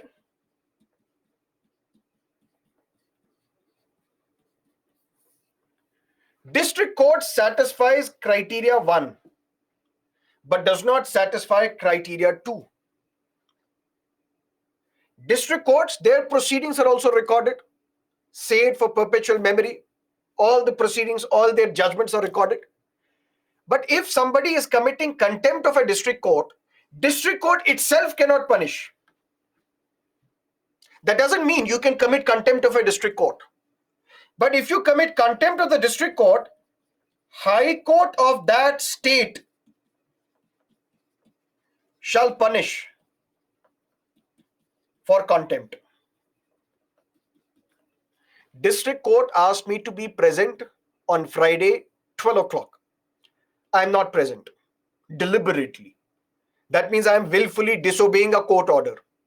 I am liable for punishment. I am liable because I have committed contempt of the district court. But district court itself cannot punish me. High Court of that state can punish me for committing contempt of the district court. Because district court does not have the power to punish people for its contempt. That's not the power given to them. Which means only high courts and Supreme Court, they satisfy both these conditions. District courts satisfy only condition number 1, not the condition number 2. That means only high courts and district court act as the court of record. And only in such judicial bodies can one file a public interest litigation, which means you can't file a PIL in a district court. You can file a PIL in a high court or in the Supreme Court. And what is that PIL? We will discuss tomorrow. Now let's look at the powers of the Supreme Court, or the term that we use for it, jurisdiction of the Supreme Court. What exactly is the role played by the Supreme Court? First is the original jurisdiction. And we will add original exclusive jurisdiction. What is original exclusive jurisdiction? Those cases which can be only filed in the Supreme Court. We say Supreme Court has the exclusive jurisdiction on such cases. Is there a case, is there a type of case which you cannot file anywhere, not in the district court, not in the high court, not in any tribunal, but you can directly file and only file in the Supreme Court? Such cases, we say the Supreme Court has exclusive jurisdiction on such cases. Can you name some cases where the Supreme Court has exclusive jurisdiction?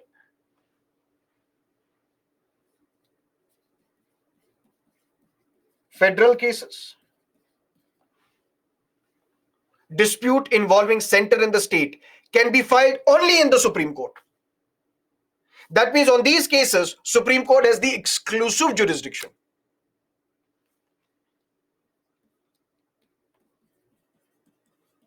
Election disputes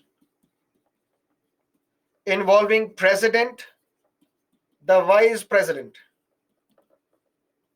If there is a dispute on the election of the president or the vice president, such a dispute, such a case can be filed only in the Supreme Court. That means Supreme Court has the exclusive jurisdiction on such cases. What if there is a dispute regarding the election of the Prime Minister? That was filed where? Allahabad High Court. What if there is a dispute on the election of a legislator? Can be filed in a High Court.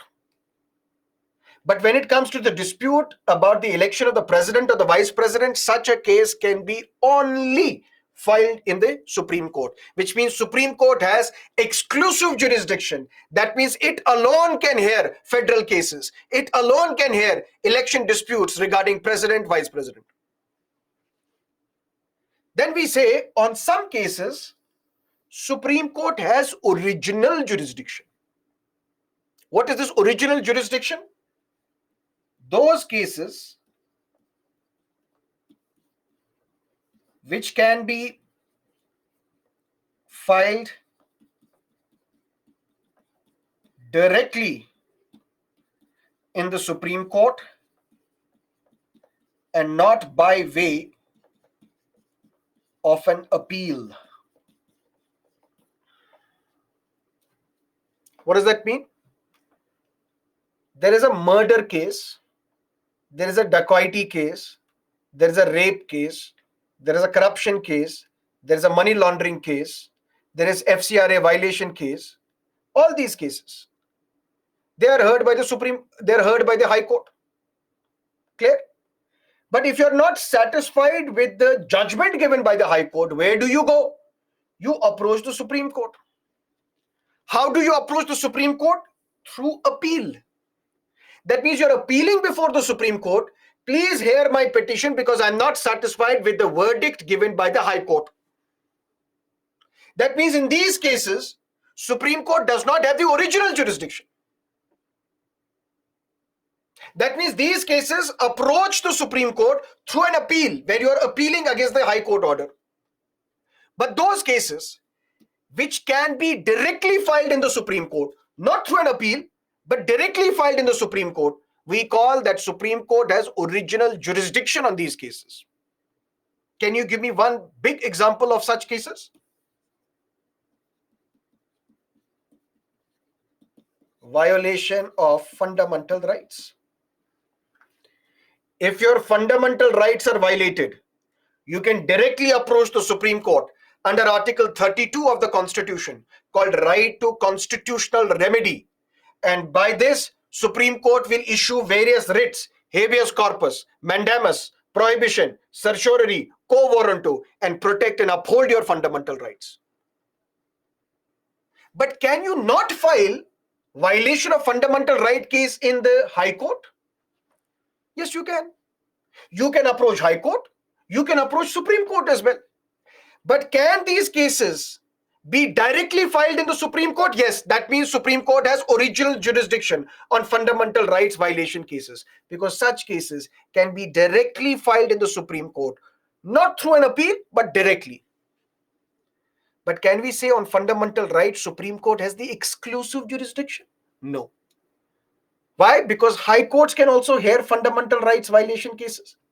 That means Supreme Court does not have the exclusive jurisdiction to hear fundamental rights cases, but Supreme Court has the original jurisdiction. That means such cases can be filed directly in the Supreme Court. But those cases which can be only and only filed in the Supreme Court, we say Supreme Court has the exclusive jurisdiction on such cases.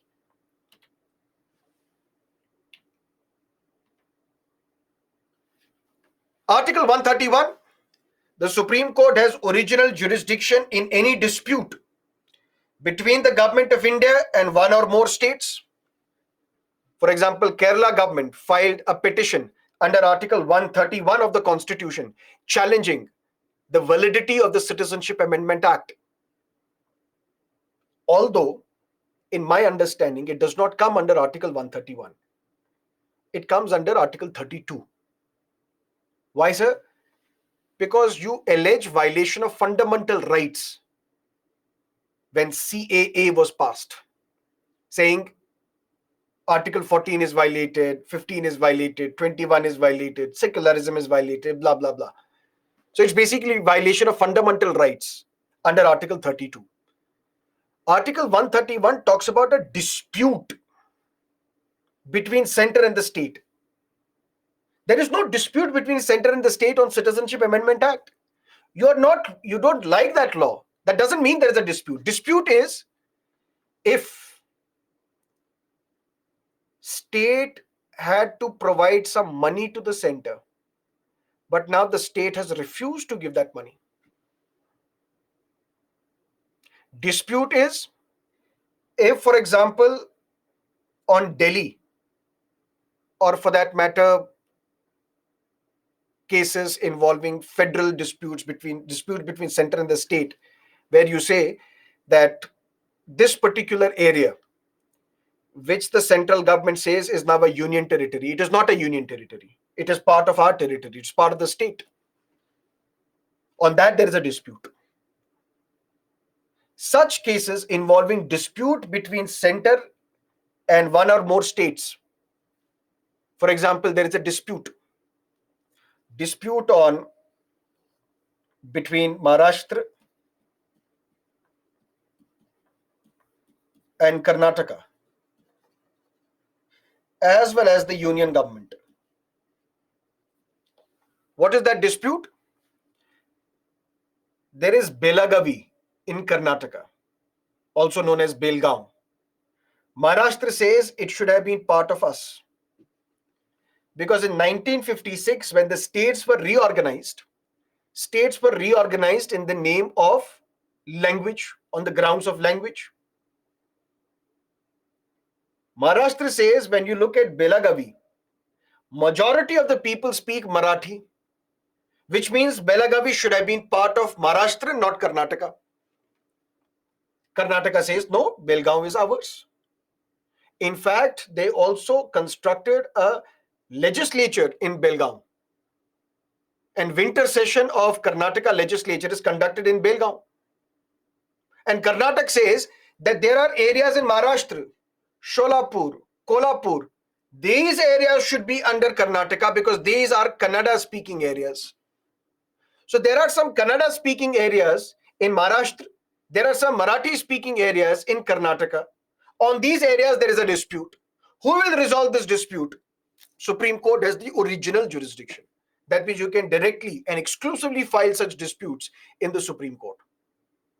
So under Article 131 of the Constitution, the Supreme Court has the original exclusive jurisdiction on all disputes involving Government of India and states, between the Government of India and any state on one side and one or more states on the other side, between two or more states. All these federal cases can be directly and exclusively filed at the Supreme Court. So on all these cases, Supreme Court has the exclusive jurisdiction. The court has original jurisdiction when it has the authority to hear and determine a case in the first instance. That means there is violation of fundamental rights, directly approach the Supreme Court. That means the Supreme Court is hearing this matter in first instance, not through an appeal, in the first instance. The Supreme Court has original jurisdiction when it hears disputes between the two or more states. That means in the first instance, you go to the court, Supreme Court. You don't go to the Supreme Court through an appeal. But it has an exclusive jurisdiction when it has the authority to hear and determine a case which no other court can hear or determine. Which means election dispute vis-a-vis president, vice president. The Supreme Court will hear it in the first instance, not through an appeal. But Supreme Court alone can hear it. That is exclusive jurisdiction. But there are some exceptions. That means there are some cases which cannot be directly filed in the Supreme Court. One such case is treaty of a pre-constitutional era. Prior to the commencement of the Constitution in 1950, there may have been multiple treaties, agreements, sanads.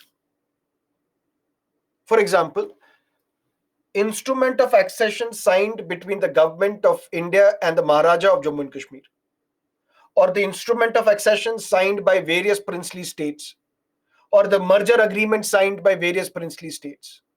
These are all pre-constitutional agreements, pre-constitutional treaties. If you have a dispute on these cases, you cannot go to the Supreme Court because these are of pre-constitutional era. Article 262. And what is Article 262?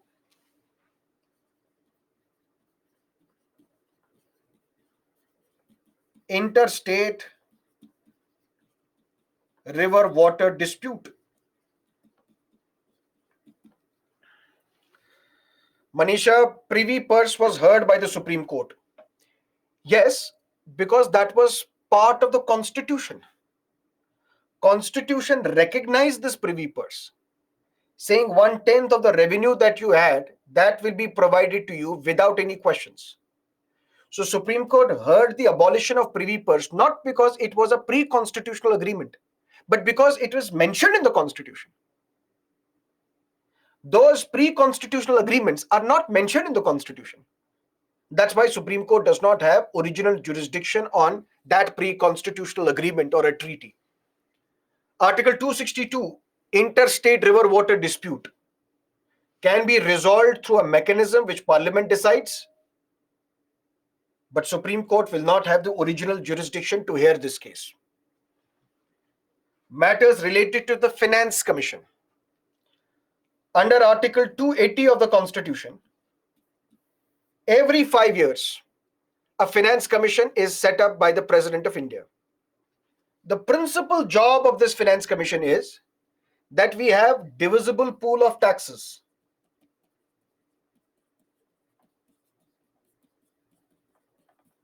For example, center imposes income tax. Center imposes corporate tax.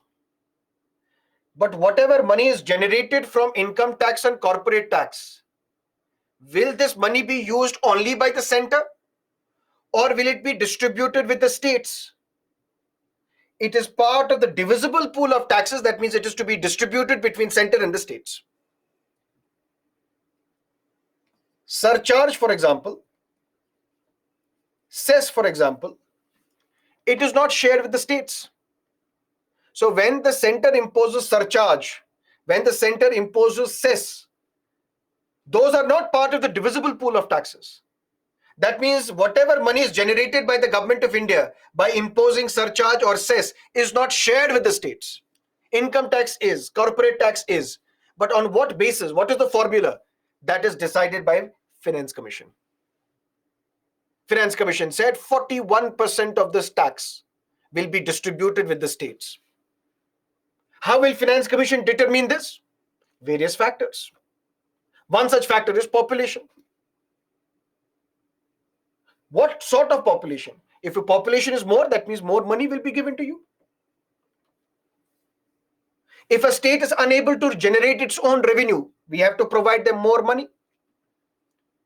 If there are some special category states, for example, 7 northeastern states, Sikkim, Uttarakhand, Himachal Pradesh, Jammu and Kashmir, these are all special category states, more money should be given to them.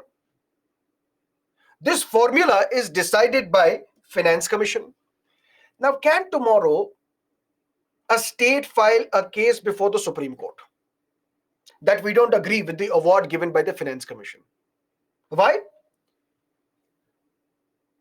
When we have to conduct an election to the office of the President of India, for that we follow proportional representation system? Yes. But that proportional representation system is based on the population figure? Yes. What census population figure is taken into account to determine the value of vote of an MP or an MLA? 1971 census. And we have discussed the reason why as well. Why? Because southern states were effective in controlling the population, in implementing family planning programs, and the northern states failed miserably. Which means if after the census, delimitation is carried out, that means seats are increased based on the population. Northern states will see an increase in the seats. Southern states, if they will not see an increase, they will not see decrease as well, but they will be stagnant, which means they will be at a disadvantage. That is why Constitution was amended. First, we will have no delimitation for the next 25 years till 2001. Sorry. Then we will have no delimitation. There will be no increase in the number of seats till 2026. And whenever we will calculate the value of vote of an MLA or an MP in president's election, we will take into account the population figures of 1971 census.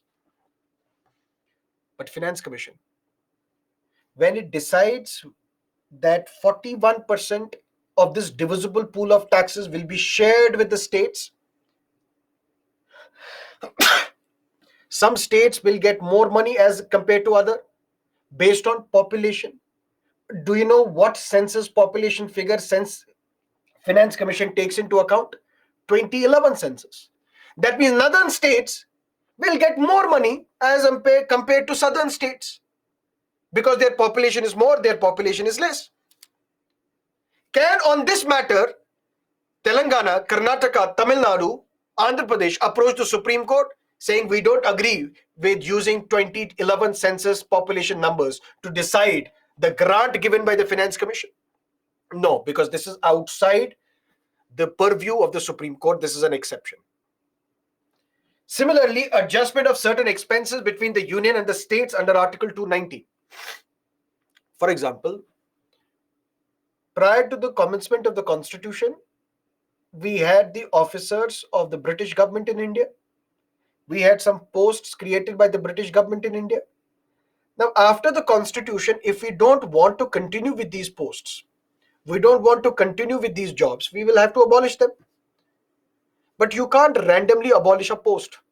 For example, you have cleared the civil services examination today. And after 20 years, the government decides that we no longer need IAS. All these IAS posts are to be dissolved. But for that, you will have to be compensated. Because once the government has decided that we are going to abolish this post, it will have to compensate the occupier of that post. For that, some money will be given. What is the amount of money that is to be given? You cannot challenge that in the court. If it was a pre-constitutional post. Long story short, all these matters deal with politics. That means these are political matters. Disputes involving pre-constitutional matter, pre-constitutional agreement or a treaty, matters related to interstate river water disputes, it's a political matter, which we have discussed yesterday, day before. Matters involving Finance Commission, it's basically a political matter. What is the kind of compensation that we provide to those posts which we have abolished? That's a political matter. And all these matters are kept outside the purview of the Supreme Court.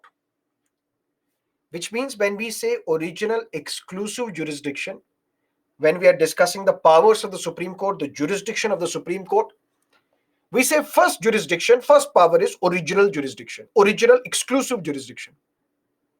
Original jurisdiction, those cases which can be filed directly in the Supreme Court, we say Supreme Court has original jurisdiction on these cases. Those cases which can be filed only and only in the Supreme Court, we say Supreme Court has the exclusive jurisdiction on these cases. Federal cases, exclusive jurisdiction. Fundamental rights violation cases, original jurisdiction. Election disputes vis-a-vis president, vice president, exclusive jurisdiction. But then there are exceptions. Some matters are kept outside the purview of the Supreme Court. If there is a pre-constitutional agreement or a treaty, cannot be challenged in the court. Interstate river water disputes, Supreme Court will not have the original jurisdiction. Supreme Court may have an appellate jurisdiction. That means once the award is given by the tribunal, you can approach the Supreme Court. But directly on interstate river water dispute, you cannot approach the Supreme Court. Disputes related to Finance Commission matters. On all these matters, Supreme Court does not have the original jurisdiction. Any questions?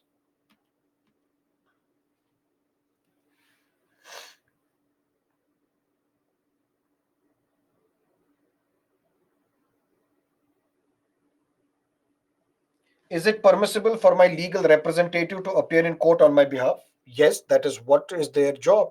They have to represent you.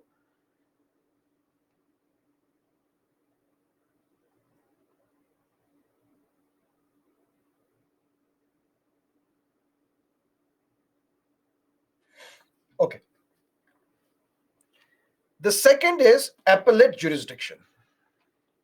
Appellate jurisdiction, as the name suggests, appeals. What are these appeals? You don't like the judgment given by a high court. Can you approach the Supreme Court? That means in these cases, the petitioners, they don't agree with the judgment of the high courts. On all these cases, once they reach the Supreme Court, that means we can say Supreme Court has appellate jurisdiction on these cases. That means Supreme Court is hearing these cases, not directly, but through appeal. These cases can be divided into three. Either it's a civil case, or it's a criminal case, or it is a constitutional case.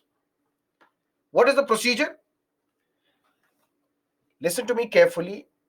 This is a very technical thing that we are about to discuss now, but you don't have to be an expert to prepare for civil services exam. These questions will not be asked, but you should still have some idea, some basic idea as to how these appeals move to the Supreme Court. Otherwise, don't waste your time in digging too deep into this topic. You will become a lawyer, but unfortunately not a civil servant. Clear? So we have to look at polity from the civil services examination point of view. Even then, I'll tell you something. Even if you don't understand, but I will promise I'll make you understand. Even if you don't understand, don't worry, this question will not be asked. This matter can be a constitutional matter, civil matter, or a criminal matter. What does that mean?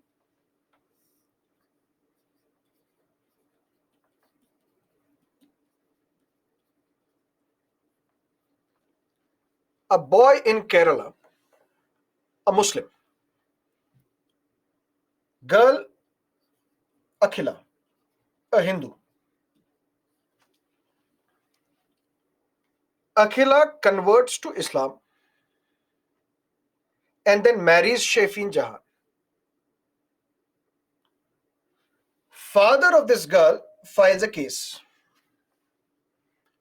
that this is the classic example of love jihad. And basically, my daughter has been forced to convert to Islam, and over a period of time, she will be transported to Syria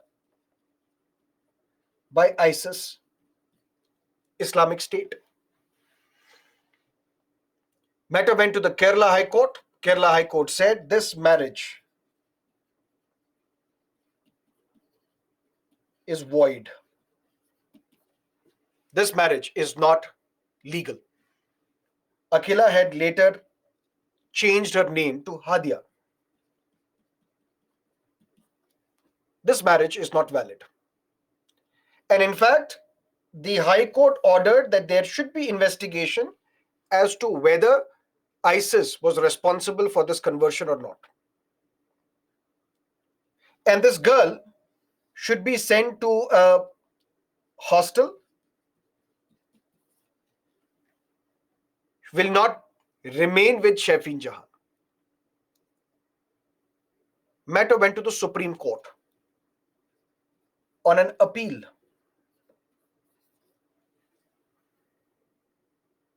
Not every case goes to the Supreme Court. Only those cases go to the Supreme Court where certificate is issued by the High Court. When Shafin Jahan lost this case, he asked, I need a certificate. I want to move the Supreme Court. Why? Because I think this is a constitutional matter.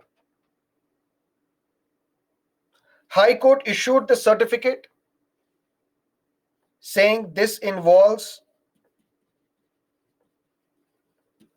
a constitutional matter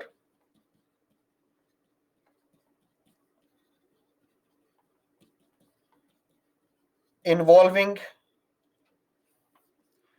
interpretation of the Constitution.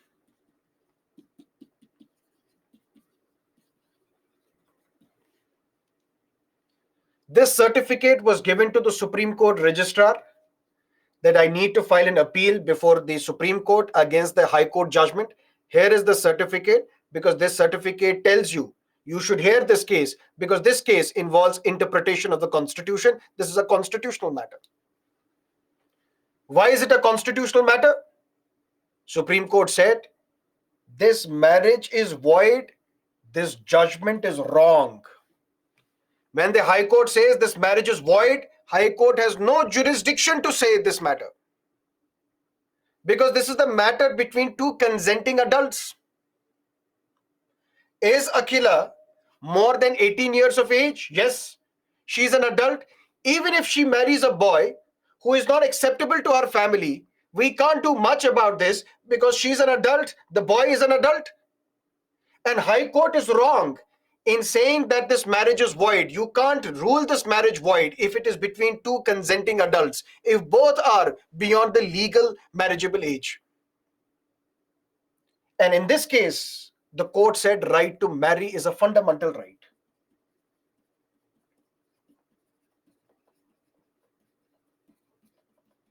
Under Article 21 of the Constitution. And in fact, later, this question was asked in the prelims examination as well. A right to marry comes under which of the following fundamental rights? Article 21, right to life and personal liberty. But recently, the Supreme Court has said, a 5-judge bench of the Supreme Court has said, right to marry is not a fundamental right. But be that as it may, our purpose to understand is, when you file an appeal against the High Court judgment before the Supreme Court, it's not that you directly approach the Supreme Court. It's basically you're not satisfied with the High Court verdict and then you're asking for a certificate, saying, I want to file an appeal before the Supreme Court. Without your certificate, I cannot. If the High Court thinks that yes, this case involves interpretation of the Constitution, it involves a constitutional matter, that means such matters should be heard by the Supreme Court, because Supreme Court is the final interpreter of the Constitution. Take the certificate, file an appeal, the Supreme Court will hear this appeal. That means Supreme Court has appellate jurisdiction on these constitutional matters. Sir, what if High Court will not give this certificate? Park that thought, I will come to that later. Or it can be a civil case involving a property dispute, involving a contract dispute, involving a marital dispute. All these are civilian matters. Normally, all these civilian matters die at the High Court. Most of these civilian matters die at the High Court. That means once the High Court says you are guilty or you have to pay this compensation, you have lost this case, the case is dead right then and there. But what if you want to approach the Supreme Court?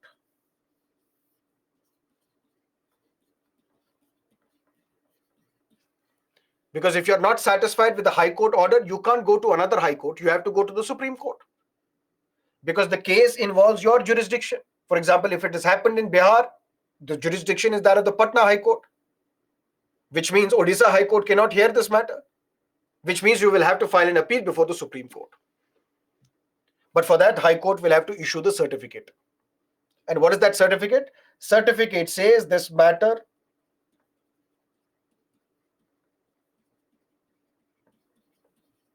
should be heard by the Supreme Court because this matter involves interpretation of a law.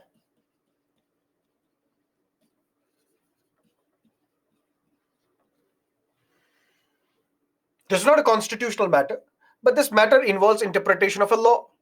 Let's say Land Acquisition Act. Let's say Special Marriage Act. Let's say any other matter, civilian matter between two individuals. If the High Court gives you a certificate, issues you a certificate, with this certificate you take to the registrar of the Supreme Court and saying that this certificate has been issued by the High Court. It says that this matter involves interpretation of a law and as such should be heard by the Supreme Court. Supreme Court will hear an appeal. Otherwise, no. Previously, there was a limit that unless and until a case involves compensation of 20,000 rupees or more, such cases cannot be filed on an appeal before the Supreme Court. But later on, this limit was removed. Now, any case can be filed on an appeal before the Supreme Court, provided the High Court issues the certificate. So it can be either a constitutional case, it can be a civil case, it can be a criminal case as well. Criminal case involving death penalty.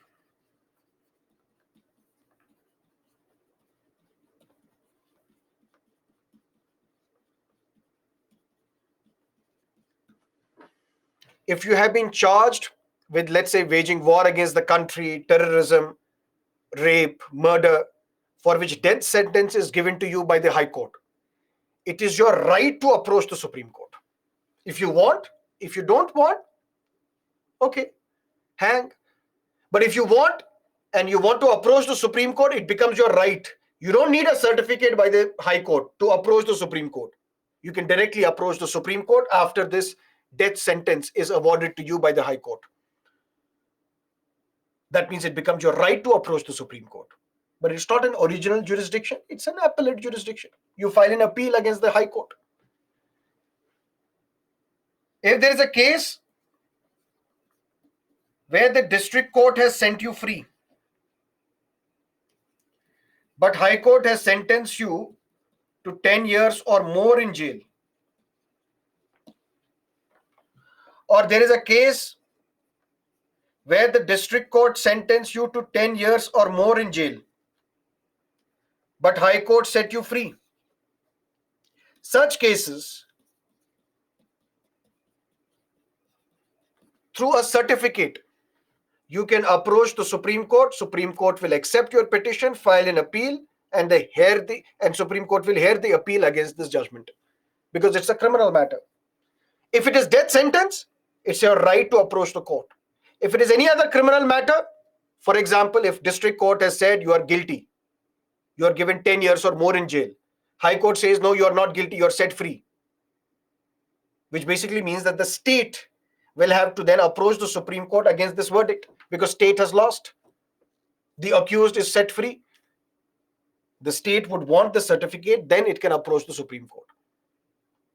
Or if the district court says no, you are free, you're not guilty, and the High Court says you are guilty, sentenced to 10 or more years in jail, you need to take the certificate and approach the Supreme Court.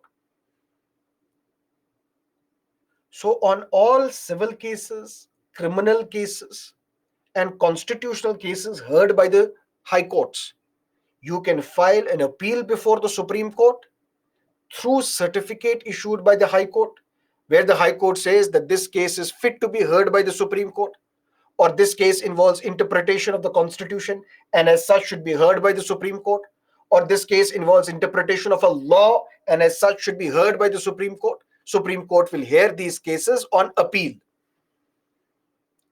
But sir, what if High Court refuses to give the certificate? Even then, there is one exception. Under Article 136 of the Constitution, you can file a special leave petition before the Supreme Court.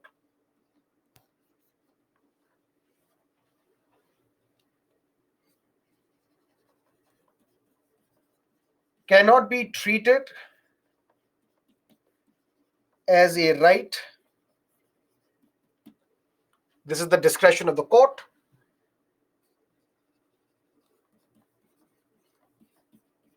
Cannot be filed against the order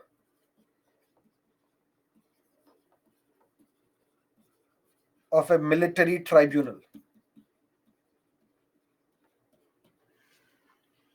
What does that mean? Number one, if there is a case pending if there is a case decided by the High Court for which certificate is not issued, you think that this is wrong, I should have been issued a certificate, I need to approach the Supreme Court, you will file not an appeal petition, because if you have a certificate, you can file an appeal. But this time you are asking for a special leave. That means forget that certificate, leave that certificate, please accept my appeal. That is what we call special leave petition. But this is not the right of an individual. You can't claim it as a right, saying I have the right that without a certificate you have to hear my case. No. You have to convince the court that your case deserves to be heard by the Supreme Court, that this case involves interpretation of the Constitution. Because what if the High Court would have said this case does not involve the interpretation of the law or the Constitution, that is why we are not giving you a certificate. That is why the judgment says you are guilty. This case is fit to be heard by the court, by the Supreme Court. What if High Court says we will not give you that certificate? You can still approach the Supreme Court, convince it that this case should be heard because I have these reasons. That is what we call you file a special leave petition without a certificate approaching the Supreme Court. And once Supreme Court is satisfied that yes, this case indeed needs to be heard by us, it will set a date. On this date, we will hear this case. Otherwise, it will dismiss it. But this special leave cannot be filed against the order of a military tribunal. What is this military tribunal? For example, Army Act, Navy Act, Air Force Act. For example, there is an army personnel who has committed a crime. Let's say the crime is rape. Let's say the crime is murder. Let's say the crime is shooting somebody on mere suspicion. There are different tribunals there is different structure of justice for these personnel who are working in Army, Navy, or Air Force. They don't get involved in the regular civil courts. They get involved in the military tribunals. That means Armed Forces Tribunal will be set up where there will be members of the army. They will then decide whether you are guilty or not. That is what we call court martial.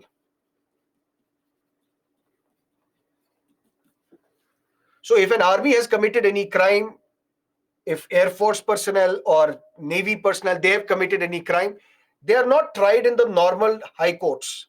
They are tried in the military tribunals. And these tribunals then decide whether you are guilty or not. If the tribunal has said you are guilty and you cannot file an appeal before the Supreme Court, the case is dead there. Without a certificate, you can't approach the Supreme Court. And what if this tribunal refuses to give you that certificate? You can't approach the Supreme Court. And you can't even file a special leave petition against the order of a military tribunal. That's something which is not allowed. There's an exception. So one more jurisdiction that Supreme Court has is that it can hear appeals against those cases heard by the High Court. And on all those cases, we say Supreme Court has the appellate jurisdiction. That means Supreme Court has the power to hear appeals against the judgments, verdicts given by the High Court, provided the certificate is provided. In absence of the certificate, one can still approach the court under Article 136 and call for special leave petition. You'll have to convince the Supreme Court that this case should be heard by the Supreme Court. If it is convinced, it will accept it. If it is not, then it will reject your special leave petition. But you cannot file a special leave petition against the order or a judgment given by a military tribunal. Clear? Something else. Advisory jurisdiction, which something we discussed today. Under Article 143 of the Constitution, we say Supreme Court is the advisor of the President of India. What the President can do, President can refer any matter to the Supreme Court, asking the Supreme Court to advise the President on this matter. But this matter can be broken down into two categories, two broad categories. Either it is a pre-constitutional matter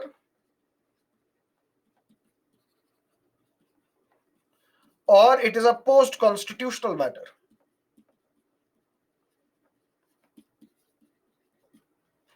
If it's a pre-constitutional matter, it is binding on the Supreme Court to give advice. If it's a post-constitutional, not binding on the Supreme Court to give advice.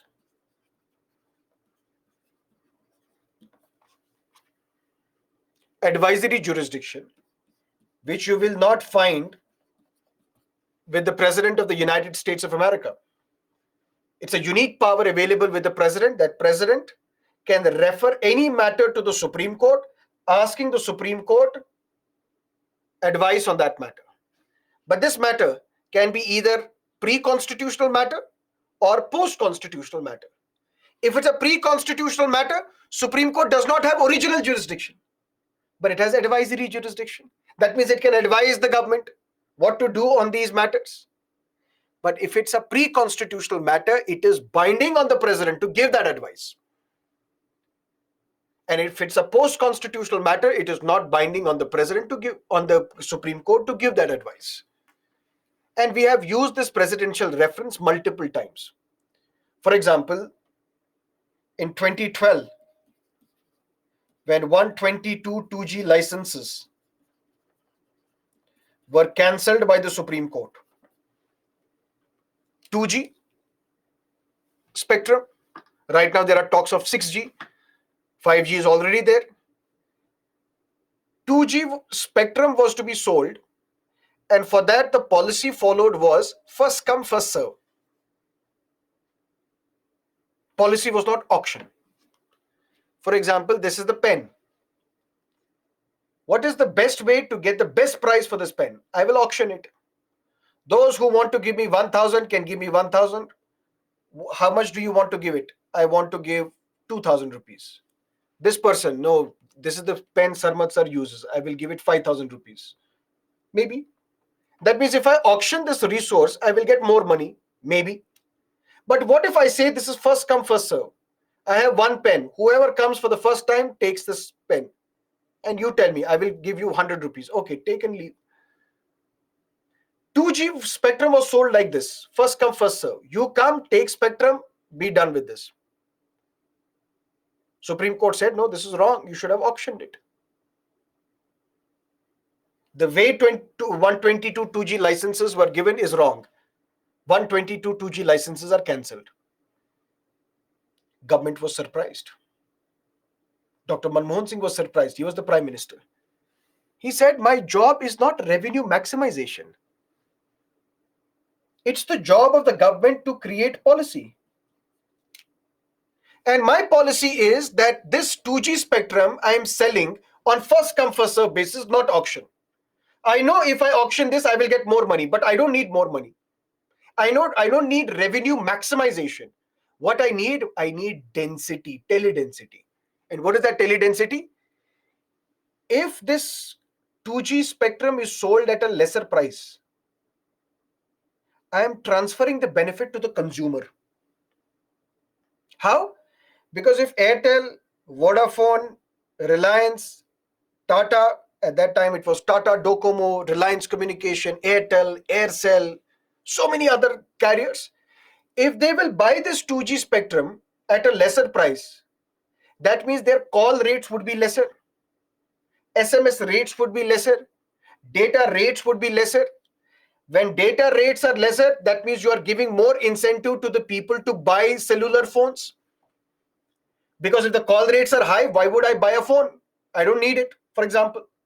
Now it becomes a necessity, but first you have to create a need. That means my whole purpose, according to the Prime Minister, was I don't need revenue maximization. I need teledensity to improve. And he was possibly right. Because there was a time when even if you call somebody for 1 second, you will be charged for 1 minute. And STD rates per minute used to be 2.65. If you're calling to a different carrier, different rates. If you're calling to the same carrier, different rate. Per SMS, 1 rupee if it is local. 3 rupees or 5 rupees if it is a national SMS. International, a different rate altogether. Data rates were also expensive. At that time, Edge used to work. Then came 2G, 3G, so on and so forth. But now when you see it, people are not even worried about calling. Free calls. India is one of the markets where the call rates are cheapest, where the data rates are cheapest. 200, 300 rupees, 1.5 GB per day. That's what Reliance Jio has done, thanks to Mr. Ambani, J Jio. To give him credit where it is due, he changed the market. And increasing the teledensity, people have smartphones now. India is one of the biggest smartphone market of the world. Internet penetration is great, brilliant, and that has also helped solve the problems of corruption because of something known as the jam trinity. A bank account is created under Pradhan Mantri Jan Dhan Yojana, which is free account where you don't have to pay any charges. Otherwise, you have to pay charges to the bank. If the balance in your bank account is less than a specified amount, you have to pay maintenance charges because it involves money to support your account. This Jan Dhan account is linked with Aadhaar. Aadhaar is unique and linked to mobile number as well. So that an old lady in far off northeast or deep in South India, whenever scholarship or old age pension is deposited into her bank account, she gets a notification on her mobile phone. That was the purpose. But when these 122 licenses were cancelled, the government asked the president, please use Article 143. Seek the advice of the Supreme Court. How should we sell this 122 2G licenses then? Because isn't this the policy decision? And the policy decision is that of the executive. How can you interfere with the policy? If there is corruption, you punish us. If there is no corruption, you can't say the policy is bad. That is our job. We are accountable to the people. You are not. Supreme Court gave the advice, and Supreme Court said you should go for auction when you sell this resource. You should not use first come first serve basis as the policy. Whether the Supreme Court was right in saying this or not, but this is the power of the Supreme Court, advisory jurisdiction. It can advise the president on any matter. If it's a pre-constitutional matter, it is binding on the president to give, it is binding on the Supreme Court to give that advice. If it's a post-constitutional matter, Supreme Court may or may not give its advice. But whatever advice is given, is it binding on the president? No. Why? Because it's only an advice, as the name suggests. It's only an advice. But technically, it becomes binding. Normally, it's an advice because it's an advisory jurisdiction. President is asking the advice of the Supreme Court on this matter. But this is only advice. It's not binding on the president. But in technical terms, it becomes binding. Binding in the sense, 1998 was also a presidential reference, where the president asked the Supreme Court, tell us, how do we appoint the judges? Give us your advice. And Supreme Court gave a full-fledged advice. This is how you appoint Chief Justice. This is how the judges are to be appointed to the Supreme Court, to the High Court, transfer of judges. What if the government says we don't agree with this? And they will pass a law which goes against this judgment. The Supreme Court will strike it down. So although on paper it is only an advice, it's not binding on the government, not binding on the president, but technically it becomes binding. Because if you violate that advice by passing a law or by issuing an order, the Supreme Court will strike it down. Which basically means if you would still have followed first come first serve basis for selling auction, Supreme Court would have struck it down. That is why 3G was auctioned, 4G was auctioned, 5G spectrum was auctioned. First come first serve was not followed. That's advisory jurisdiction.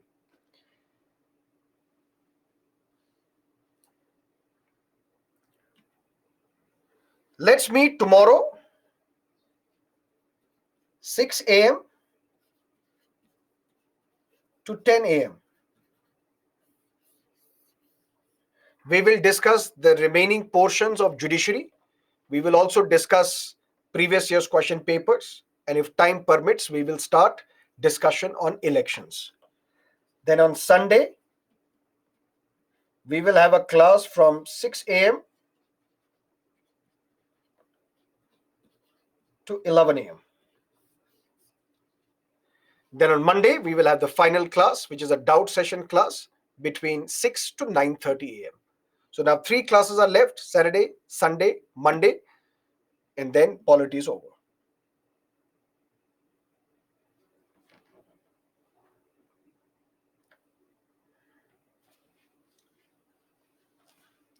Right to marry is a fundamental right or no? No, it's not.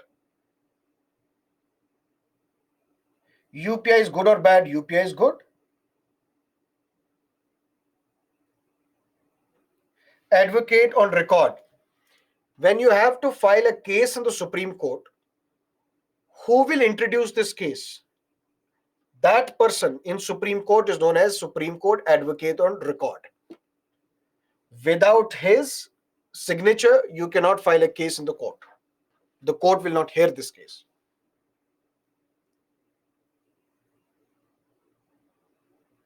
Can High Court refuse in giving certificates? That's what we have discussed. What if the High Court refuses? Then you can file a special leave petition. Economic classes are also starting live. Yeah, we have, I think the next batch is, I don't remember, the next batch after on the 8th of November, we will have another batch. What is the difference between tribunal and court? We will discuss that tomorrow.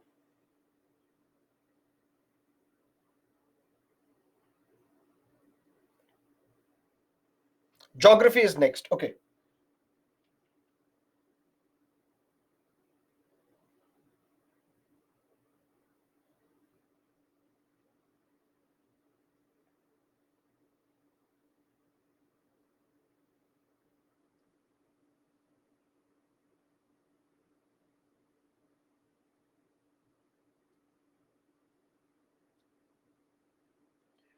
In the removal of Supreme Court judge, it is mentioned the criteria, the inclusion of a judge of a high court. How will the judge of a high court be selected from too many high courts?